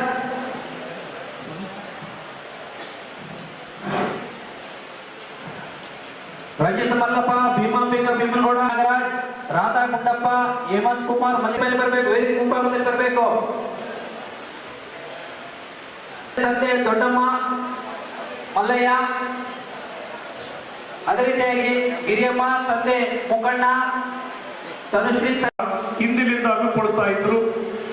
ಬಹಳ ವರ್ಷಗಳಾದ ನಂತರ ಕೆಲವು ಕಾರಣಾಂತರಗಳಿಂದ ಅವರು ಏನು ಅವರ ನಿಲ್ಲಿಸಿದ ನಂತರ ನಮ್ಮ ವೆಂಕಟೇಶ್ ನಾಯ್ಕ ಅವರು ಹಸ್ಕೇಳವರು ಅಂದ್ರೆ ಹಿಂದೆ ನೌಕರ ಸಂಘದಲ್ಲಿ ಅವರಿದ್ದು ಕೆಲಸವನ್ನ ಮಾಡುವಂತ ಸಂದರ್ಭದಲ್ಲಿ ಮಾಡ್ತಾ ಇದ್ರು ಮತ್ತು ಈಗ ಅವರೇ ನೇತೃತ್ವವನ್ನು ವಹಿಸಿ ಪ್ರತಿ ವರ್ಷ ಕೂಡ ಏನು ನಮ್ಮ ವಿದ್ಯಾರ್ಥಿನಿಯರು ಏನು ಮಾರ್ಕ್ಸ್ ಅನ್ನು ಪಡೆದು ಮುಂದಿನ ಭವಿಷ್ಯವನ್ನು ರೂಪಿಸಿರುವಂತ ಸಂದರ್ಭದಲ್ಲಿ ಅವರಿಗೆ ಬೆನ್ನು ತಟ್ಟಿ ಅವರಿಗೆ ಸನ್ಮಾನಿಸುವಂತ ಕೆಲಸವನ್ನ ಸಮಾಜದಲ್ಲಿ ನೇತೃತ್ವವನ್ನು ವಹಿಸಿ ಮಾಡ್ತಾ ಇದ್ದಾರೆ.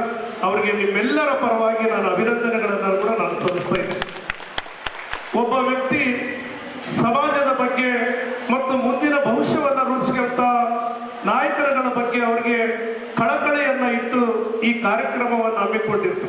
ಯಾಕಂದ್ರೆ ಒಂದು ಸಮಾಜದ ಕಾರ್ಯಕ್ರಮವನ್ನು ಮಾಡಬೇಕಾದ್ರೆ ಬಹಳಷ್ಟು ಅಡೆತಡೆಗಳು ಮತ್ತು ಬಹಳಷ್ಟು ಟೀಕೆ ಟಿಪ್ಪಣಿಗಳು ಕೂಡ ಬರ್ತಾ ಇತ್ತು. ಯಾವುದೇ ಒಂದು ಸಂಘಟನೆಯವರು ಮತ್ತು ಯಾರೋ ಒಬ್ಬರು ನೇತೃತ್ವವನ್ನ ವಹಿಸಿ ಆ ಕಾರ್ಯಕ್ರಮವನ್ನು ಮಾಡುವಂತ ಸಂದರ್ಭದಲ್ಲಿ ಟೀಕೆ ಮಾಡುವಂತವ್ರು ಕೂಡ ಬಹಳಷ್ಟು ಜನ ಇರ್ತಾರೆ. ಇವರೆಲ್ಲೋ ಬಹಳ ಏನು ಎತ್ತುತ್ತಾ ಇದಾರಪ್ಪ, ಅವ್ರ ಹತ್ರ ಹೋಗ್ತಾರ ಇವ್ರ ಹತ್ರ ಹೋಗ್ತಾರ ಅಂತ ಹೇಳಿ ಅದೆಲ್ಲವನ್ನ ಮೆಟ್ಟಿ ನಿಲ್ಲುವಂತ ಶಕ್ತಿ ಇವತ್ತು ವೆಂಕಟೇಶ್ ನಾಯ್ಕರಿಗೆ ಸಲ್ತದಂತ ಕೂಡ ನನಗೆ ಸಂದರ್ಭದಲ್ಲಿ. ಯಾಕಂದ್ರೆ ಸಮಾಜದಲ್ಲಿ ಪ್ರತಿಯೊಂದು ಸಮಾಜದಲ್ಲಿ ಕೂಡ ಮುಂದಿನ ಭವಿಷ್ಯವನ್ನ ರೂಪಿಸುವಂತ ಸಂದರ್ಭದಲ್ಲಿ ಸಾಧನೆಗೈದಿರುವಂತಹ ಸಾಧಕರಿಗೆ ಸನ್ಮಾನಿಸಿದಾಗ ಅವರ ಗುರಿಯನ್ನ ಮುಟ್ಟುವುದಕ್ಕೆ ಮತ್ತು ಸ್ವಲ್ಪ ಎತ್ತರಕ್ಕೆ ಅವರಿಗೆ ಗುರಿ ಮುಟ್ಟುವುದಕ್ಕೆ ಅವರಿಗೆ ಅನುಕೂಲ ಆಗ್ತದಂತ ಕೂಡ ನಾನು ಈ ಸಂದರ್ಭದಲ್ಲಿ ಹೇಳ್ತೀನಿ. ಹಾಗಾಗಿ ಇಂಥ ಕಾರ್ಯಕ್ರಮವನ್ನ ರೂಪಿಸಿದಾರ. ಹಾಗಾಗಿ ಬಂಧುಗಳೇ, ಸಮಾಜದ ಏನಿವತ್ತು ವಾಲ್ಮೀಕಿ ಸಮಾಜ ಅತ್ಯಂತ ರಾಯಚೂರು, ಬಳ್ಳಾರಿ, ಯಾದಗಿರಿ, ಏನು ನಮಗೆ ಕೊಪ್ಪಳ ಮತ್ತು ಈ ಭಾಗದಲ್ಲಿ ಅತ್ಯಂತ ಹೆಚ್ಚಿನ ಜನಸಂಖ್ಯೆ ಹೊಂದಿರುವಂತಹ ಜಿಲ್ಲೆಗಳು ನಮ್ಮ ವಾಲ್ಮೀಕಿ ಸಮಾಜ. ಇಲ್ಲಿ ಬಹುಸಂಖ್ಯಾತರು ನಾವಿದ್ದೀವಿ. ಹಾಗಾಗಿ ಇಲ್ಲಿ ಮೀಸಲಾತಿಗಳೆಲ್ಲ ಕೂಡ ನಮಗೆ ಒಂದೊಂದು ಜಿಲ್ಲೆಯಲ್ಲಿ ಇವತ್ತು ನಮ್ಮ ಜಿಲ್ಲೆಯಲ್ಲಿ 4 ಜನ ಶಾಸಕರುಗಳು ಇವತ್ತು ಮೀಸಲಾತಿಯನ್ನಾಗಿದೆ. ಒಂದು ಪಾರ್ಲಿಮೆಂಟ್ ಮೆಂಬರ್ ಕೂಡ ಮೀಸಲಾತಿ ಆಗಿದೆ. ಇಷ್ಟೊಂದು ಇದ್ದಾಗ ಕೂಡ ಸಮಾಜವನ್ನ ಪರಿವರ್ತನೆ ಆಗುವಂಥದ್ದು ಕೂಡ ಬಹಳ ಅವಶ್ಯಕತೆ ಖಂಡಿತವಾಗಿ ಇದೆ. ಆದ್ರೆ ಈ ಮೀಸಲಾತಿಯನ್ನ ಸಿಗಬೇಕಾದಂತ ಸಂದರ್ಭದಲ್ಲಿ ಹಿಂದಿನ ನಾಯಕರುಗಳು ಬಹಳಷ್ಟು ಹೋರಾಟದ ಪ್ರತಿಫಲ, ಅವರ ಹೋರಾಟದ ಮುಖಾಂತರ ನಮಗೆ ಈ ಪ್ರತಿಫಲವನ್ನ ನಮಗೆ ಸಿಕ್ಕಿದೆ. ನಿದರ್ಶನವಾಗಿ ಇಲ್ಲಿ ಉಗ್ರಪ್ಪ ಸಾಹೇಬರಿದ್ದಾರೆ.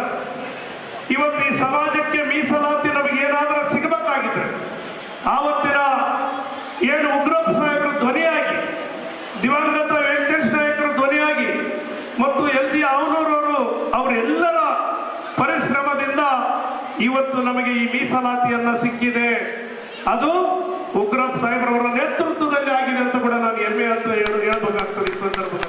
ಇದಕ್ಕೂ ಮೊದಲು ಸಂಸದ ಜಿ ಕುಮಾರ್ ನಾಯಕ್ ಮಾತನಾಡಿ, ಅಕ್ಷರದ ಶಕ್ತಿ ಅಗಾಧವಾದದ್ದು. ಶಿಕ್ಷಣ ಒಂದು ನಾಶವಿಲ್ಲದ ಮರವಾಗಿದ್ದು, ಇಂದು ಪ್ರತಿಭಾ ಪುರಸ್ಕಾರ ಸ್ವೀಕರಿಸುತ್ತಿರುವ ಮಕ್ಕಳು ಮುಂದಿನ ದಿನಗಳಲ್ಲಿ ಉನ್ನತ ಸ್ಥಾನಕ್ಕೆ ತೆರಳಿ ಸಮಾಜಕ್ಕೆ ಕೀರ್ತಿ ತರಬೇಕು.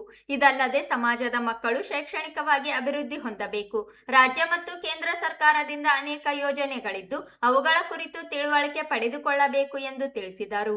ಇವತ್ತಿನ ದಿವಸ ಎಲ್ಲರಿಂದ, ಹಿರಿಯರಿಂದ, ಗುರುಗಳಿಂದ ಸನ್ಮಾನವನ್ನು ಪಡ್ಕೊಳ್ತಾ ಇರುವಂತಹ ಸಾಧನೆ ಮಾಡಿರುವ ನಿಮಗೆ ಮತ್ತೊಮ್ಮೆ ಹೃದಯಪೂರ್ವಕವಾದಂತಹ ಚಪ್ಪಾಳೆಗಳು. ಅದೇ ರೀತಿ ಈ ಕಾರ್ಯಕ್ರಮವನ್ನು ಅವಿರತವಾಗಿ ಬಿಡದೇನೆ ಆಯೋಜನೆ ಮಾಡ್ಕೊಂಡು ಬರ್ತಾ ಇರುವಂತಹ ಯುವ ಮಿತ್ರ ವೆಂಕಟೇಶ್ ನಾಯಕರವರಿಗೂ ಕೂಡ ಈ ಸಂದರ್ಭದಲ್ಲಿ ಹೃತ್ಪೂರ್ವವಾದಂಥ ಅಭಿನಂದನೆಗಳನ್ನು ಹೇಳಲಿಕ್ಕೆ ಬಯಸ್ತಾ ಇದ್ದೇನೆ. ಸಾಧನೆ ಮಾಡುವಂಥದ್ದು ಒಂದು ಕೆಲಸ, ಆದರೆ ಆ ಸಾಧನೆಯನ್ನು ಗುರುತಿಸಿ ಸಾರ್ವಜನಿಕವಾಗಿ ಎಲ್ಲರ ಆಶೀರ್ವಾದವನ್ನು ಪಡ್ಕೊಳ್ಳೋ ಹಾಗೆ ಮಾಡುವಂಥದ್ದು ತುಂಬ ಒಳ್ಳೆಯ ಕೆಲಸ. ಅದನ್ನು ಮಾಡ್ತಾ ಇದ್ದೀರಿ. ದಯವಿಟ್ಟು ಮುಂದುವರಿಸಿ. ನಿಮಗೆ ಭಗವಂತ ಇನ್ನೂ ಹೆಚ್ಚಿನ ಶಕ್ತಿಯನ್ನು ಕೊಡಲಿ ಅಂತ ಈ ಸಂದರ್ಭದಲ್ಲಿ ಹಾರೈಸ್ತಾ ಇದ್ದೇನೆ. ಮುದ್ದು ಮಕ್ಕಳೇ, ಇವತ್ತಿನ ದಿವಸ ನೀವು ಮಾಡುವಂಥ ಸಾಧನೆಗೆ ನಾನು ಮೆಚ್ಚುಗೆಯನ್ನು ವ್ಯಕ್ತಪಡಿಸ್ತಾ, ಅಕ್ಷರದ ಶಕ್ತಿ ಅಗಾಧ. ಅಕ್ಷರ ಅಂತ ಹೇಳಿದ್ರೆ ಕ್ಷರ ಇಲ್ಲದೆ ಇರುವಂಥದ್ದು, ಅಂದರೆ ನಾಶ ಇಲ್ಲದೆ ಇರುವಂಥದ್ದು. ಅದನ್ನು ನೀವು ಪಡ್ಕೊಳ್ತಾ ಇದ್ದೀರಿ.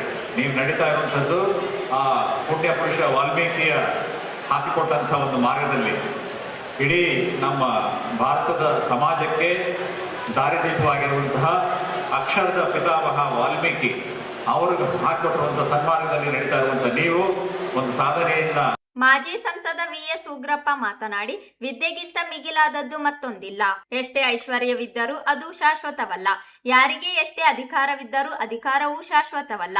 ಆದರೆ ವಿದ್ಯೆ ಮಾತ್ರ ಶಾಶ್ವತವಾಗಿ ಉಳಿಯುತ್ತದೆ. ಆದ್ದರಿಂದ ಪೋಷಕರು ಮಕ್ಕಳಿಗೆ ಉತ್ತಮ ಶಿಕ್ಷಣ ಕೊಡಿಸಬೇಕು.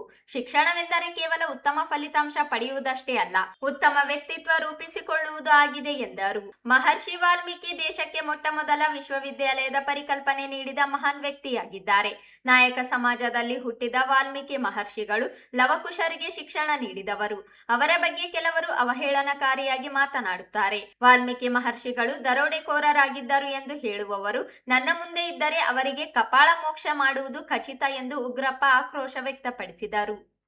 ಸಂಘದ ರಾಜ್ಯಾಧ್ಯಕ್ಷ ವೆಂಕಟೇಶ್ ನಾಯಕ ಅಸ್ಕಿಹಾಳ ಪ್ರಾಸ್ತಾವಿಕವಾಗಿ ಮಾತನಾಡಿ, ಸಮಾಜದಲ್ಲಿ ಬಡ ಮಕ್ಕಳಿದ್ದು ಅವರು ಶಿಕ್ಷಣದಿಂದ ವಂಚಿತರಾಗಬಾರದು ಮತ್ತು ಇಂದು ಪುರಸ್ಕಾರ ಸ್ವೀಕರಿಸುತ್ತಿರುವ ಮಕ್ಕಳನ್ನು ನೋಡಿ ಇತರೆ ಮಕ್ಕಳಿಗೆ ಪ್ರೇರಣೆ ಸಿಗಲಿ ಎಂಬ ಉದ್ದೇಶದಿಂದ ಪ್ರತಿಭಾ ಪುರಸ್ಕಾರವನ್ನು ಹಮ್ಮಿಕೊಳ್ಳಲಾಗಿದೆ. ವಾಲ್ಮೀಕಿ ಸಮಾಜಕ್ಕೆ ಎಲ್ಲಾ ವರ್ಗದವರು ಕೂಡ ಬೆಂಬಲವಾಗಿ ನಿಂತಿದ್ದಾರೆ.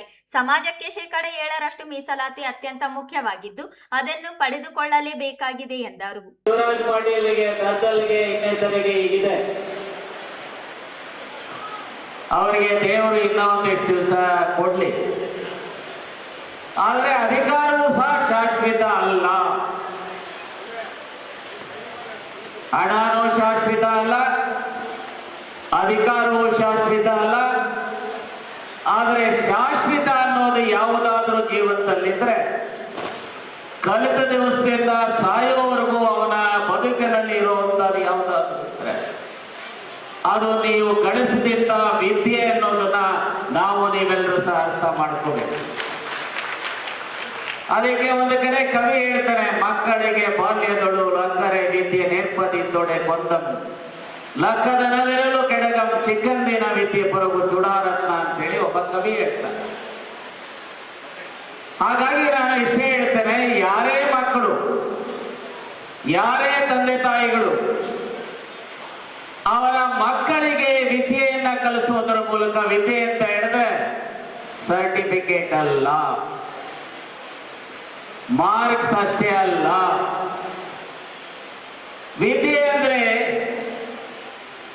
ವಿದ್ಯಾ ದದಾತಿ ವಿನಯಂ ವಿನಯ ದಾತಿ ಪಾತ್ರತ ಅಂತ ಹೇಳ್ತಾರೆ. ವಿದ್ಯೆಯಿಂದ ವಿನಯ ಬರುತ್ತೆ, ವಿನಯದಿಂದ ಗೌರವಿಸ್ಕೊಳ್ಪಡ್ತಾರೆ.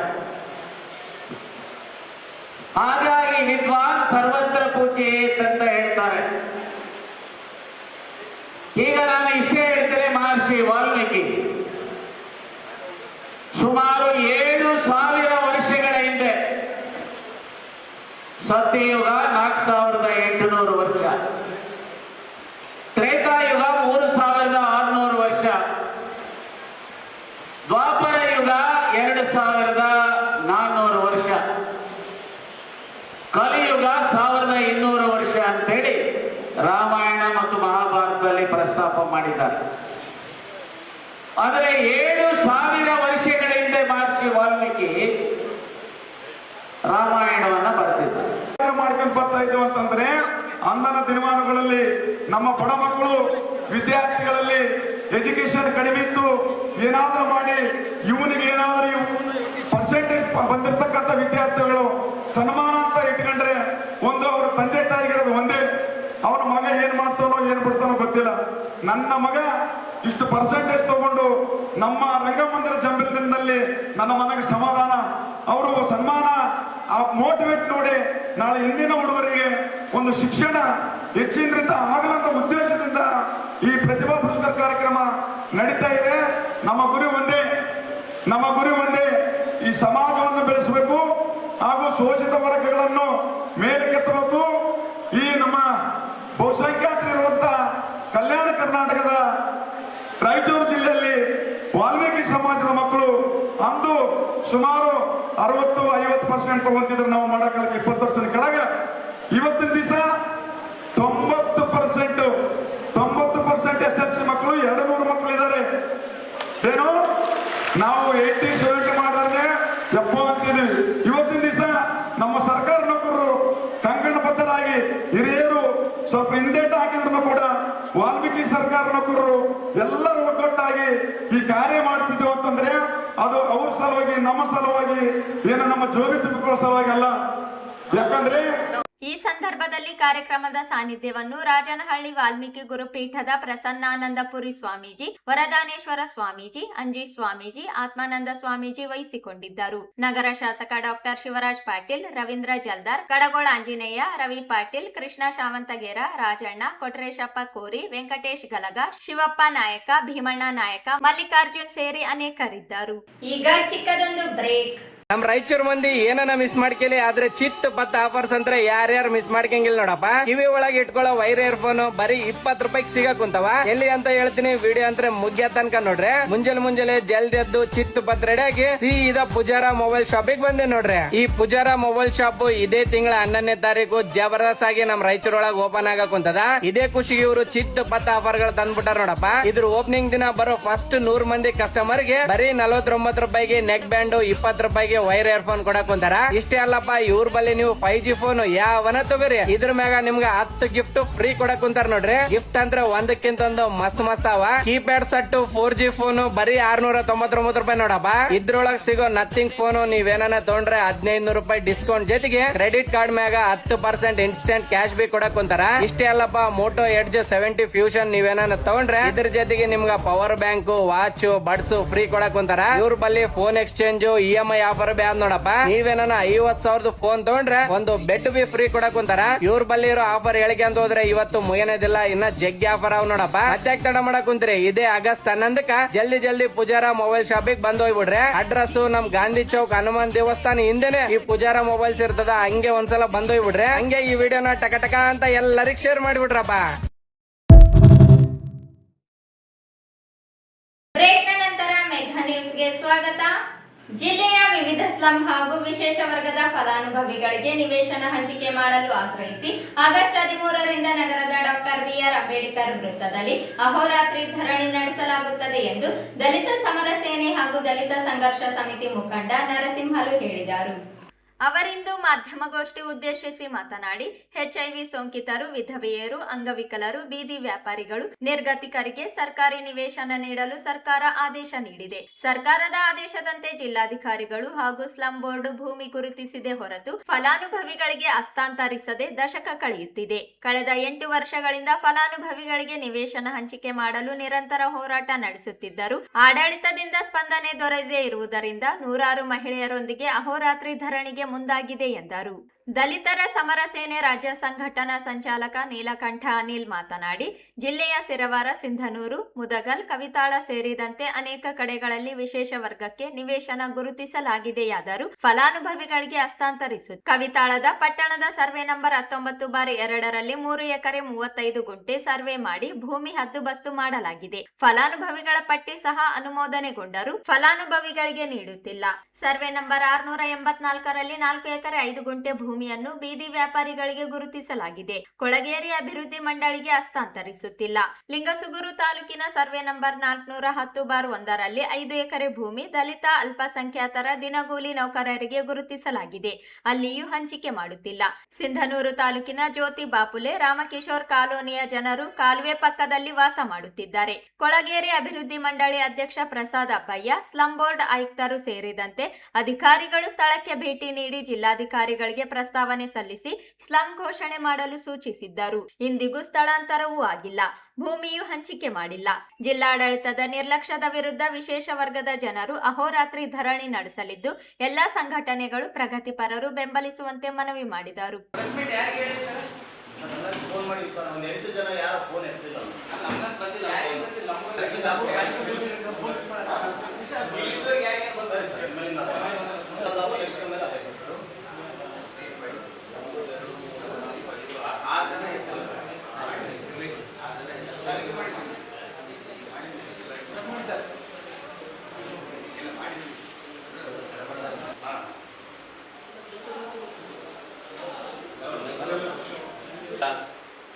ಎಲ್ಲ ಪತ್ರಿಕಾ ಮತ್ತು ಮಾಧ್ಯಮದ ಬಂಧುಗಳನ್ನು ನಾನು ಈ ಪತ್ರಿಕಾಗೋಷ್ಠಿಯ ವೇದಿಕೆ ಮೇಲೆ ಆಸೀನರಾದಂಥ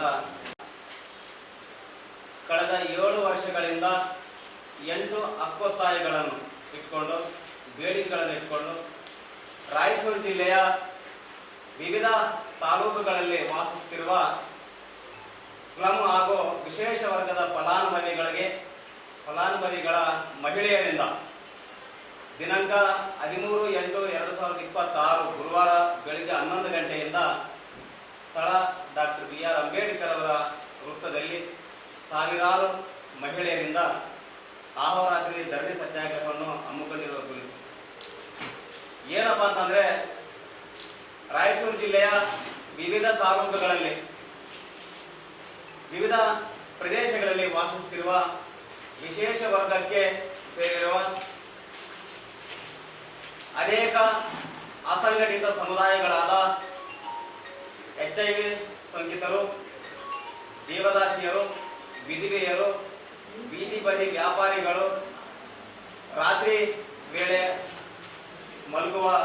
ಫುಟ್ಪಾತ್ನಲ್ಲಿ ಮಲಗುವ ನಿರ್ಗತಿಕರು, ಅಂಗವಿಕಲರು, ಅಲೆಮಾರಿ ಜನಾಂಗ ಮತ್ತು 14 ಕ್ಯಾಟಗರಿ ಗುಂಪುಗಳಿಗೆ ವಿಶೇಷ ವರ್ಗದ ಅಡಿಯಲ್ಲಿ ಪುನರ್ವಸತಿ ಕಲ್ಪಿಸಲು ಅರ್ಹ ನಿವೇಶನ ರಹಿತ ಹಾಗೂ ನಿವೇಶನ ಹೀನ ಕುಟುಂಬಗಳಿಗೆ ನಿವೇಶನ ಹಂಚಿಕೆ ಮಾಡಲು ರಾಜ್ಯ ಸರ್ಕಾರ ಹಲವಾರು ಆದೇಶಗಳನ್ನು ಮಾಡಿದರೂ ಕೂಡ ಜಿಲ್ಲಾಡಳಿತ ಅಥವಾ ಸಂಬಂಧಪಟ್ಟ ಜಿಲ್ಲಾ ಅಧಿಕಾರಿಗಳು ಈ ಆದೇಶವನ್ನು ಪಾಲಿಸುವಲ್ಲಿ, ಈ ವರ್ಗದ ಜನರ ಬೇಡಿಕೆಗಳನ್ನು ಈಡೇರಿಸುವಲ್ಲಿ ಸಂಪೂರ್ಣವಾಗಿ ವಿಫಲವಾಗಿದೆ. ಈ ವಿಫಲವಾಗಿರೋದ್ರಿಂದ ಈ ಹೋರಾಟ ಸರಿಸುಮಾರು 5-6 ವರ್ಷಗಳಿಂದ ಜೀವಂತವಾಗಿ ಉಳ್ಕೊಳ್ಳೋಕೆ ಅವಕಾಶವಾಗಿದೆ. ಹಂಗಾಗಿ ಮುಂದಿನ ಪತ್ರಿಕಾಗೋಷ್ಠಿಯನ್ನು ರಾಜ್ಯ ಸಂಘಟನಾ ಸಂಚಾಲಕ ಹೇಳಿದರೆ ಅಹೋರಾತ್ರಿ ಸತ್ಯಾಗ್ರಹ ಅನ್ನುವ ವಿಷಯವಾಗಿ ಮೊದಲನೇದಾಗಿ ರಾಯಚೂರು ಜಿಲ್ಲೆ ಕವಿತಾಳ ಪಟ್ಟಣದಲ್ಲಿ ಸರಿಸುಮಾರು 110ಕ್ಕೂ ಹೆಚ್ಚು ಫಲಾನುಭವಿಗಳು ಅಲೆಮಾರಿ ಜನಗಳಿದ್ದಾರೆ. ಆ ಅಲೆಮಾರಿ ಜನಗಳ ಪಟ್ಟಿ ಕೂಡ ಈಗಾಗಲೇ ಮನೆ ಜಿಲ್ಲಾಧಿಕಾರಿ ಆಯ್ಕೆ ಸಮಿತಿಯಲ್ಲಿ ಕೂಡ ಅನುಮೋದನೆ ಕೂಡ ಬಂದಿದೆ. ಅವ್ರಿಗೆ ಈಗಾಗಲೇ 3 ಎಕರೆ 35 ಗುಂಟೆ ಕೂಡ ಭೂಮಿ ಕಾಯ್ದಿರಿಸಿ ಅದಕ್ಕೆ ಸಂಬಂಧಪಟ್ಟಂತ ಇಲಾಖೆಗೆ ಹಸ್ತಾಂತರ ಕೂಡ ಮಾಡಿದ್ದಾರೆ. ಅವ್ರ ಹೆಸರಿಗೆ ಪಾಣಿ ಕೂಡ ಬಂದಿದೆ. ಆದರೆ ಇಲ್ಲಿವರೆಗಾಯ್ತು ಆ ಅಧಿಕಾರಿಗಳ ಹತ್ರ ನಾವು ಎಷ್ಟು ಮನವಿ ಮಾಡಿಕೊಟ್ರು ಕೂಡ ಸ್ಥಳಾಂತರಿಸಕ್ಕಾಗ್ತದೆ. ಆ ಭೂಮಿನ ಈಗಾಗಲೇ ಬೇರೆಯವ್ರು ಕಳಿಸೋದಕ್ಕೆ ರೆಡಿಯಾಗಿ ಕುಂತ್ಕೊಂಡ್ಬಿಡೋರೆ. ಭೂಮಿ ಲೆವೆಲಿಂಗ್ ಮಾಡಿದ್ದಾರೆ, ಕಲ್ಲು ಗಡಿಗುಟ್ಟು ಕೂಡ ಮಾಡಿದ್ದಾರೆ, ಎಲ್ಲನೂ ರೆಡಿ ಆಗಿದೆ.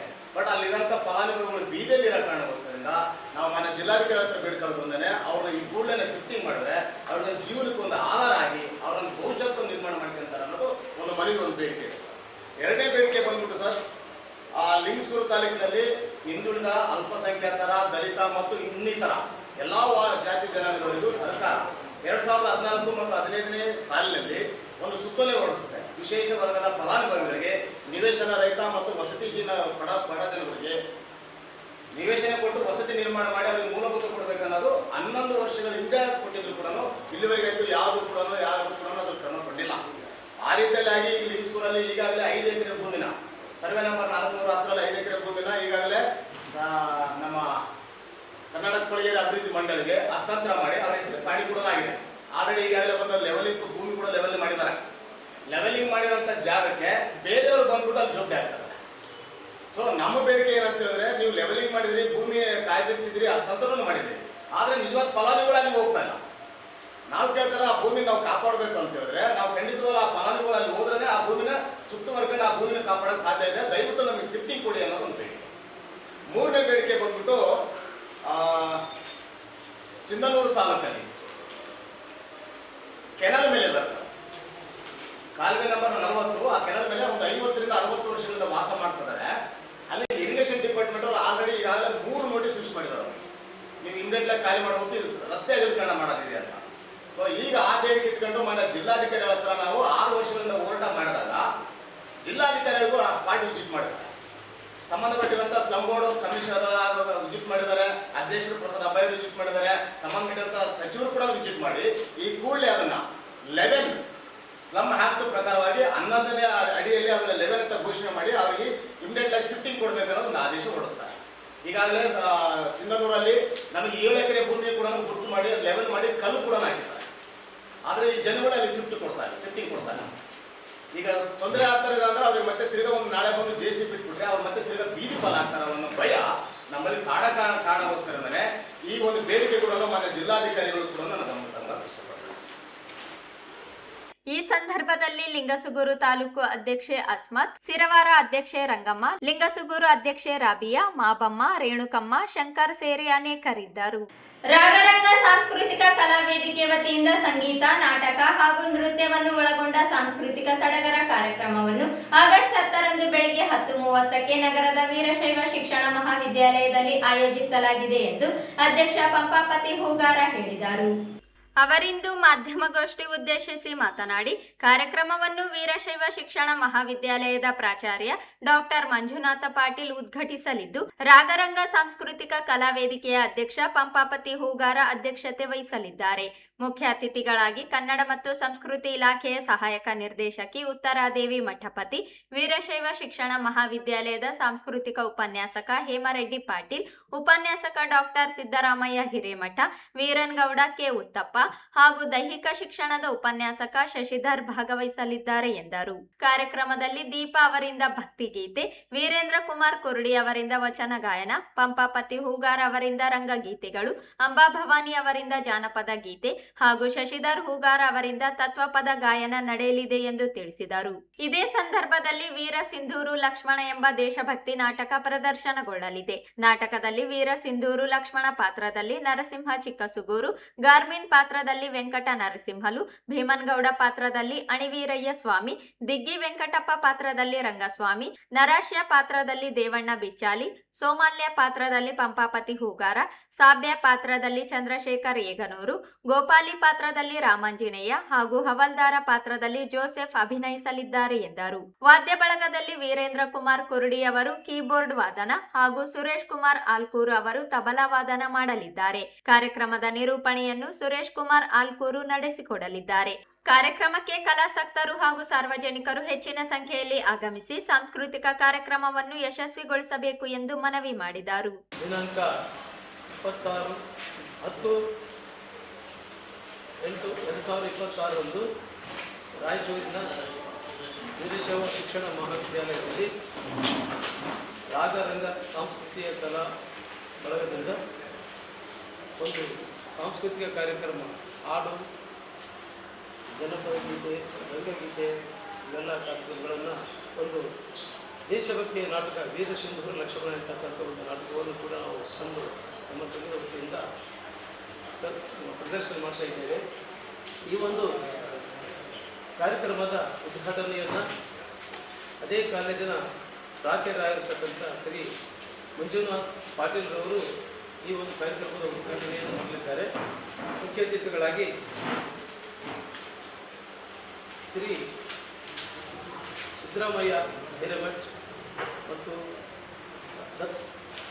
ಹೇಮರೆಡ್ಡಿ ಪಾಟೀಲ್ ಮತ್ತು ಇನ್ನೂ ಕೆಲವು ಅತಿಥಿಗಳು ಇದರಲ್ಲಿದ್ದಾರೆ.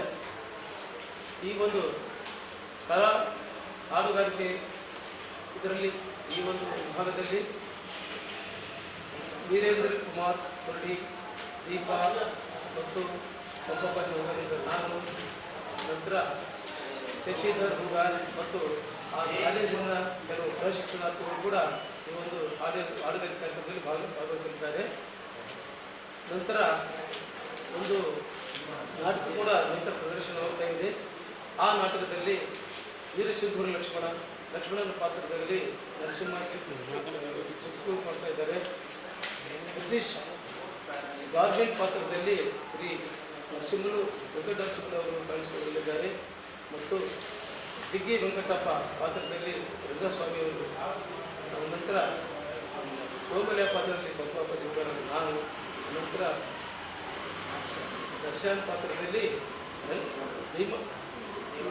ದೇವಣ್ಣನವರು, ನಂತರ ಸಾವ್ಯಾನ ಪಾತ್ರದಲ್ಲಿ ಚಂದ್ರಶೇಖರ್ ಅವರು ಭಾಗವಹಿಸಿದ್ದಾರೆ.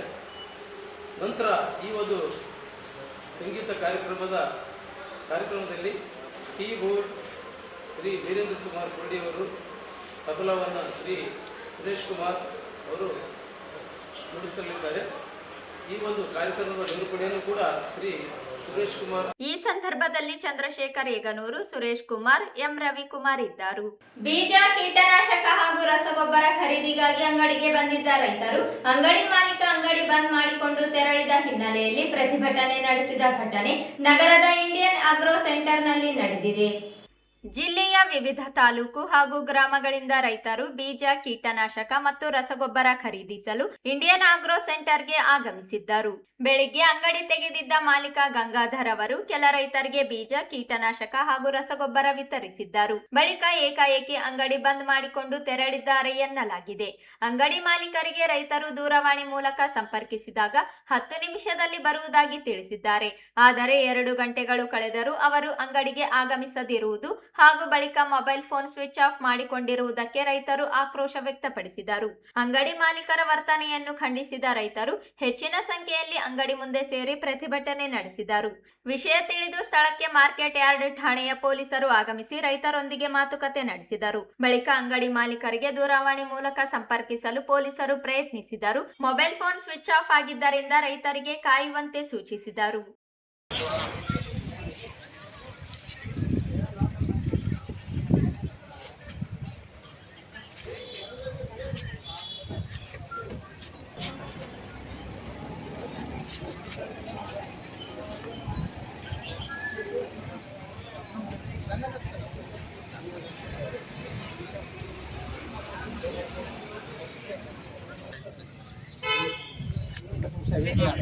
ಮಾಡಿದೀವಿ ಸರ್, ಇವಾಗ ಒಂದ್ ತಾಸು ಆಯ್ತು ಸರ್, ಗಂಟೆ ಪೈನೆ ಆಗ್ಲೇ 1 ತಾಸು ಆಗಿ ಈಗೆಲ್ಲ ಬಿಟ್ಟು ಹೋಗ್ಬಿಟ್ಟು ಅಲ್ಲಾದ್ರೆ ಇದು ರ್ಯಾಲಿ ಮಾಡ್ಬಿಡೋಣ ಅಂತ ಮಾಡಕ್ ಬರಂಗಿಲ್ಲ.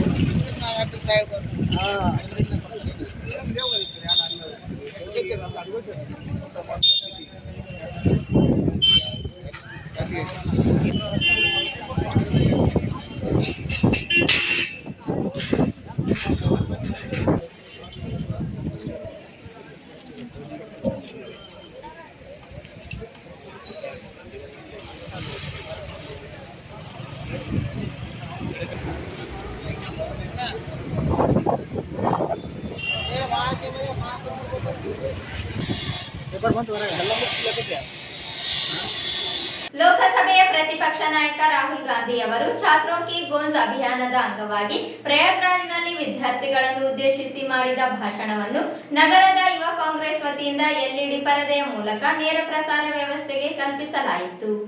ಪಾರದರ್ಶಕ ಹಾಗೂ ನ್ಯಾಯಯುತ ಶಿಕ್ಷಣ ವ್ಯವಸ್ಥೆ, ಸಮಾನ ಅವಕಾಶಗಳು, ಉದ್ಯೋಗ ಮತ್ತು ವಿದ್ಯಾರ್ಥಿಗಳ ಸದೃಢ ಭವಿಷ್ಯ ಸೇರಿದಂತೆ ವಿವಿಧ ವಿಚಾರಗಳ ಕುರಿತು ರಾಹುಲ್ ಗಾಂಧಿ ಅವರು ಭಾಷಣ ಮಾಡಿದರು. ಈ ಭಾಷಣವನ್ನು ದೇಶದ 250ಕ್ಕೂ ಹೆಚ್ಚು ನಗರಗಳಲ್ಲಿ ನೇರ ಪ್ರಸಾರ ಮಾಡಲಾಯಿತು. ಇದರ ಭಾಗವಾಗಿ ಕರ್ನಾಟಕ ಪ್ರದೇಶ ಯುವ ಕಾಂಗ್ರೆಸ್ ಸಮಿತಿಯ ಪದಾಧಿಕಾರಿಗಳು ಹಾಗೂ ಕಾರ್ಯಕರ್ತರು ನಗರದ ಡಾಕ್ಟರ್ BR ಅಂಬೇಡ್ಕರ್ ವೃತ್ತದಲ್ಲಿ LED ಪದರೆ ಅಳವಡಿಸಿ ರಾಹುಲ್ ಗಾಂಧಿ ಅವರ ಭಾಷಣದ ನೇರ ಪ್ರಸಾರ ವೀಕ್ಷಣೆಗೆ ವ್ಯವಸ್ಥೆ ಮಾಡಿದ್ದರು.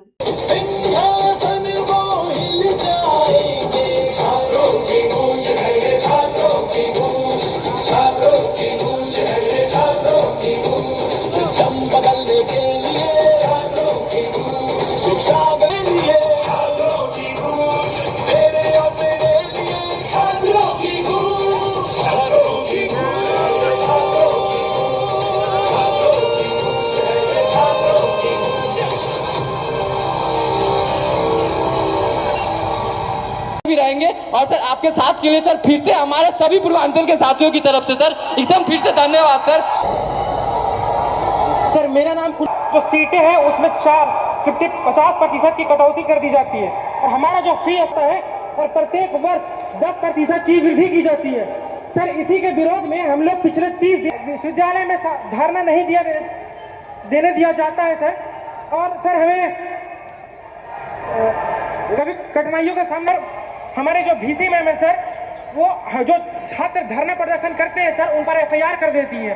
हमारे 5 साल बताइए है ना, क्या है जेनजी में सेल्फीज बड़ी कॉमन है। तो चलिए फोन है, ये हमारा फोन तैयार है सर, हम सब तैयार है सर के साथ सेल्फी के लिए।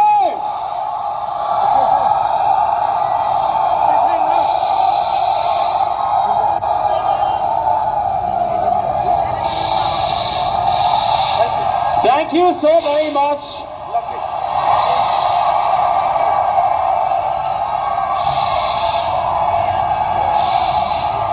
एक बार जोर शोर मचना चाहिए everybody.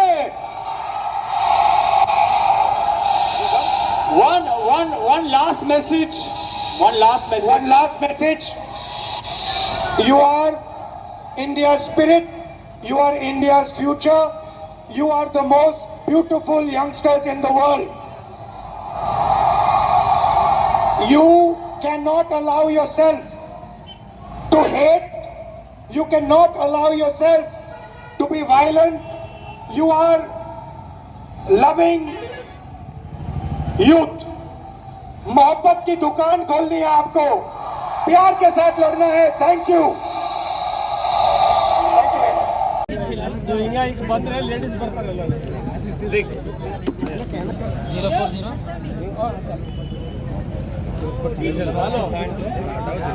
चेहरे पे ओपन करो। हम लोग पढ़े तो वो कह रहे हैं कि 8 घंटे करते हैं उसको किए, फिर उसके बाद वो कह रहे हैं कि 24 घंटे लेकर पढ़ कर क्या करोगे, कौन सा कलेक्टर बनना है तुमको, आप बताइए सर। इलाहाबाद से सर, इलाहाबाद विश्वविद्यालय से सर इतने अभी भी राजनीति में ना आ पाए और बड़े घर के लड़के आकर के जो उसको सत्ता संभाले, हम लोग हमेशा सर गुलामी करें।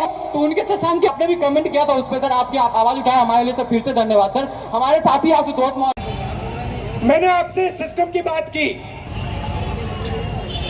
हाथ से और हिंसा से कभी काम नहीं करेंगे। चाहिए सिर्फ मोहब्बत होनी चाहिए। मैंने मोदी जी की फोटो दिखाई, अमित शाह जी की फोटो दिखाई, टाटा बाय बाय करना है। आप सबका दिल से बहुत बहुत धन्यवाद, इस रिस्पांस के लिए धन्यवाद। और जो आप उसको आप करिए, मैं आप खत्म, टाटा बाय बाय। और बदलाव तो आ रहा है।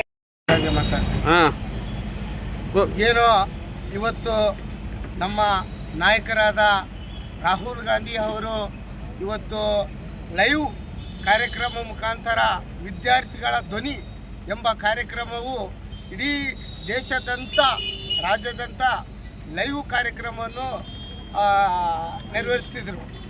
ಆ ಕಾರ್ಯಕ್ರಮ ಉದ್ದೇಶಿಸಿ ಎಲ್ಲ ರೀತಿಯಲ್ಲಿ ವಿದ್ಯಾರ್ಥಿಗಳಿಗೆ ಏನು ಪೇಪರ್ ಲೀಕ್ ಆಗಲಿ, ನೀಟ್ ಆಗಲಿ, ಇನ್ನೊಂದಾಗಲಿ ಯಾವುದೇ ಪೇಪರ್ಗಳು ಹೆಂಗೆ ವಿದ್ಯಾರ್ಥಿಗಳು ತೊಂದರೆ ಅನುಭವಿಸ್ತಾರೆ, 3 ವರ್ಷ 4 ವರ್ಷ ತಂದೆ ತಾಯಿಗಳು ಎಲ್ಲ ಕಷ್ಟಪಟ್ಟು ಓದಿಸ್ತಿರ್ತಾರೆ. ಅಂಥ ಟೈಮ್ದಲ್ಲಿ ಇವತ್ತು ಪೇಪರ್ ಲೀಕ್ ಆಗಿದಾಗ ಸುಮಾರು ಏನಿಲ್ಲ ಅಂದ್ರೂ ಕೂಡ 21 ಜನ ಆತ್ಮಹತ್ಯೆ ಮಾಡ್ಕೊಂಡ್ರು. ಆ ವಿಷಯಕ್ಕೆ ಇವತ್ತು ನಮ್ಮ ರಾಹುಲ್ ಗಾಂಧಿ ಅವರು ಪ್ರಯಾಗ್ರಾಜ್ನಲ್ಲಿ ಲೈವ್ ಕಾರ್ಯಕ್ರಮವನ್ನು ಇವತ್ತು ನೆರವೇರಿಸಿದ್ದಾರೆ. ವಿದ್ಯಾರ್ಥಿಗಳ ಜೊತೆಯಲ್ಲಿ ನೆರವೇರಿಸಿದ್ದಾರೆ. ವಿದ್ಯಾರ್ಥಿಗಳು ಎಲ್ಲ ರೀತಿಯಲ್ಲಿ ಕಷ್ಟ ಏನು ಅನ್ನೋದು ರಾಹುಲ್ ಗಾಂಧಿನಲ್ಲಿ ಲೈವ್ ಕಷ್ಟಗಳನ್ನು ಹೇಳ್ಕೊಂಡಿದ್ದಾರೆ.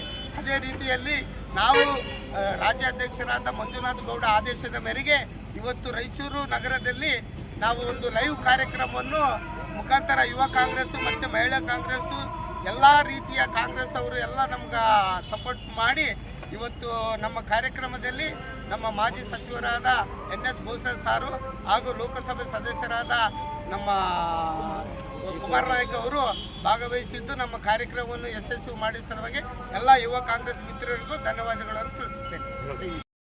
ಎಲ್ಲರಿಗೂ ನಮಸ್ಕಾರ. ಇವತ್ತು ನಮ್ಮ ರಾಯಚೂರು ಸಿಟಿ ಅಂಬೇಡ್ಕರ್ ಸರ್ಕಲ್ ಹತ್ತಿರ ಒಂದು ನಾವು screen live Rahul Gandhi program ಮಾಡಿದ್ದೀವಿ. ಶಾತ್ರೋಕಿಂಗ್ ಯೂಜ್ ಅಂತ ನಮ್ಮ Rahul Gandhi opposition leader of Lok Sabha ಅವರು ನಮ್ಮ ಯುವಕರದ್ದು ಏನು ಕಷ್ಟಪಟ್ಟು ಇವಾಗ ಓದಿ ಅವರು ಎಕ್ಸಾಮ್ನಾಗ ನೀಟ್ ಆಗಲಿ ಬೇರೆ ಯಾವುದೇ ಎಕ್ಸಾಮ್ಸ್ಗಳು ಇದು ಲೀಕ್ ಆಗ್ತದ ಪ್ರತಿ ಬಾರಿ. ಅದಕ್ಕೆ ಅವರು ಯುವಕರ ಒಳಗೆ ಒಂದು ಧ್ವನಿ ಎದ್ದರಿದು ಕೆಲಸ ಅವ್ರು ಮಾಡಕತ್ತಾರ. ಅವ್ರಿಗೆ ನಾವು ಎಲ್ಲ ಬೆಂಬಲಿಸಿ ಇವತ್ತು ನಾವು ಒಂದು ಸ್ಕ್ರೀನ್ ಪ್ರೋಗ್ರಾಮ್ ಇಟ್ಟಿದ್ದೀವಿ. ಅದಕ್ಕೆ ಅದು ಭಾರಿ ಒಳ್ಳೆಯೇ ಕಡೆ ಸಕ್ಸಸ್ ಆಗ್ಯದ. ಅದಕ್ಕೂ ನಾವು ಎಲ್ಲ ರಾಯಚೂರು ಸಿಟಿಯವರು ಮಾಧ್ಯಮಿಗೆ ಮತ್ತು ನಮ್ಮ ಯುವಕರಿಗೆ ನಾನು ಧನ್ಯವಾದ ಕೇಳಿಸಿ ನನ್ನ ಮಾತುಕ ಮುಗಿಸ್ತೀನಿ. ಜೈ ಹಿಂದ್, ಜೈ ಕರ್ನಾಟಕ. ಮತ್ತು ಇದರ ಈ ಪ್ರೋಗ್ರಾಮ್ಗ ಈ ಕಾರ್ಯಕ್ರಮಗ ನಮ್ಮ ವಿಭಾಗಿಸಿದ ಮಾಜಿ ಸಚಿವರಾದ NS ಬೋಸರಾಜ್ ಸಾಹೇಬರು ಮತ್ತು ನಮ್ಮ ಲೋಕಸಭಾ ಸದಸ್ಯರ ಕುಮಾರ್ ನಾಯಕ್ ಸಾಹೇಬರು ಮತ್ತು ಅನೇಕ ಲೀಡರ್ಗಳು ಭಾಗವಹಿಸುತ್ತಾರೆ. ಮತ್ತು ನಮ್ಮ ಮಹಿಳಾ ಕಾಂಗ್ರೆಸ್ ಅವರು ಕೂಡ ಇದರೊಳಗೆ ಭಾಗವಹಿಸಿದ್ದಾರೆ. Thank you. ಈ ಸಂದರ್ಭದಲ್ಲಿ ಮಾಜಿ ಸಚಿವ ವಿಧಾನ ಪರಿಷತ್ ಸದಸ್ಯ NS ಬೋಸರಾಜ್, ಸಂಸದ ಕುಮಾರ್ ನಾಯಕ್, ಮುಖಂಡರಾದ ಕೆ ಶಾಂತಪ್ಪ, ರಾಜಶೇಖರ್ ನಾಯಕ, ಯುವ ಕಾಂಗ್ರೆಸ್ ನಗರಾಧ್ಯಕ್ಷ ಮಹಮ್ಮದ್ ಶೈಬಾದ್, ವಕೀಲ್ ಯೇಸುದಾಸ್, ರಾಜ್ಯ ಕಾರ್ಯದರ್ಶಿ ಫೈಜಲ್ ಖಾನ್, ಪ್ರತಾಪ್ ರೆಡ್ಡಿ, ಜಿಲ್ಲಾ ಯುವ ಕಾಂಗ್ರೆಸ್ ಅಧ್ಯಕ್ಷ ಮರಿಸ್ವಾಮಿ ಗಟ್ಟುಬಿಚ್ಚಾಲಿ ಹಾಗೂ ಸಾಮಾಜಿಕ ಜಾಲತಾಣ ವಿಭಾಗದ ಮಧು ರಾಘವೇಂದ್ರ ಸೇರಿದಂತೆ ಹಲವರು ಉಪಸ್ಥಿತರಿದ್ದರು. ಕೊನೆಯಲ್ಲಿ ಮತ್ತೊಮ್ಮೆ ಹೆಡ್ಲೈನ್ಸ್. ಕೇಂದ್ರ ಬಿಜೆಪಿ ನೇತೃತ್ವದ ಸರ್ಕಾರದಿಂದ ಚರ್ಚೆ ಇಲ್ಲದೆ ಮಸೂದೆಗಳಿಗೆ ಅಂಗೀಕಾರ, ಖಾಸಗಿತನ ಆರ್ಥಿಕ ಹಕ್ಕು ಕಸಿದುಕೊಳ್ಳುವ ಯತ್ನ, ಸಂಸದ ಜಯಕುಮಾರ್ ನಾಯಕ್ ಆರೋಪ. SC/ST ಮೀಸಲಾತಿಗೆ ಬಿಜೆಪಿ ಕೊಡುಗೆ ಏನು? ಬಹಿರಂಗ ಚರ್ಚೆಗೆ ಬಿಜೆಪಿ ನಾಯಕರಿಗೆ VS ಉಗ್ರಪ್ಪ ಆಹ್ವಾನ.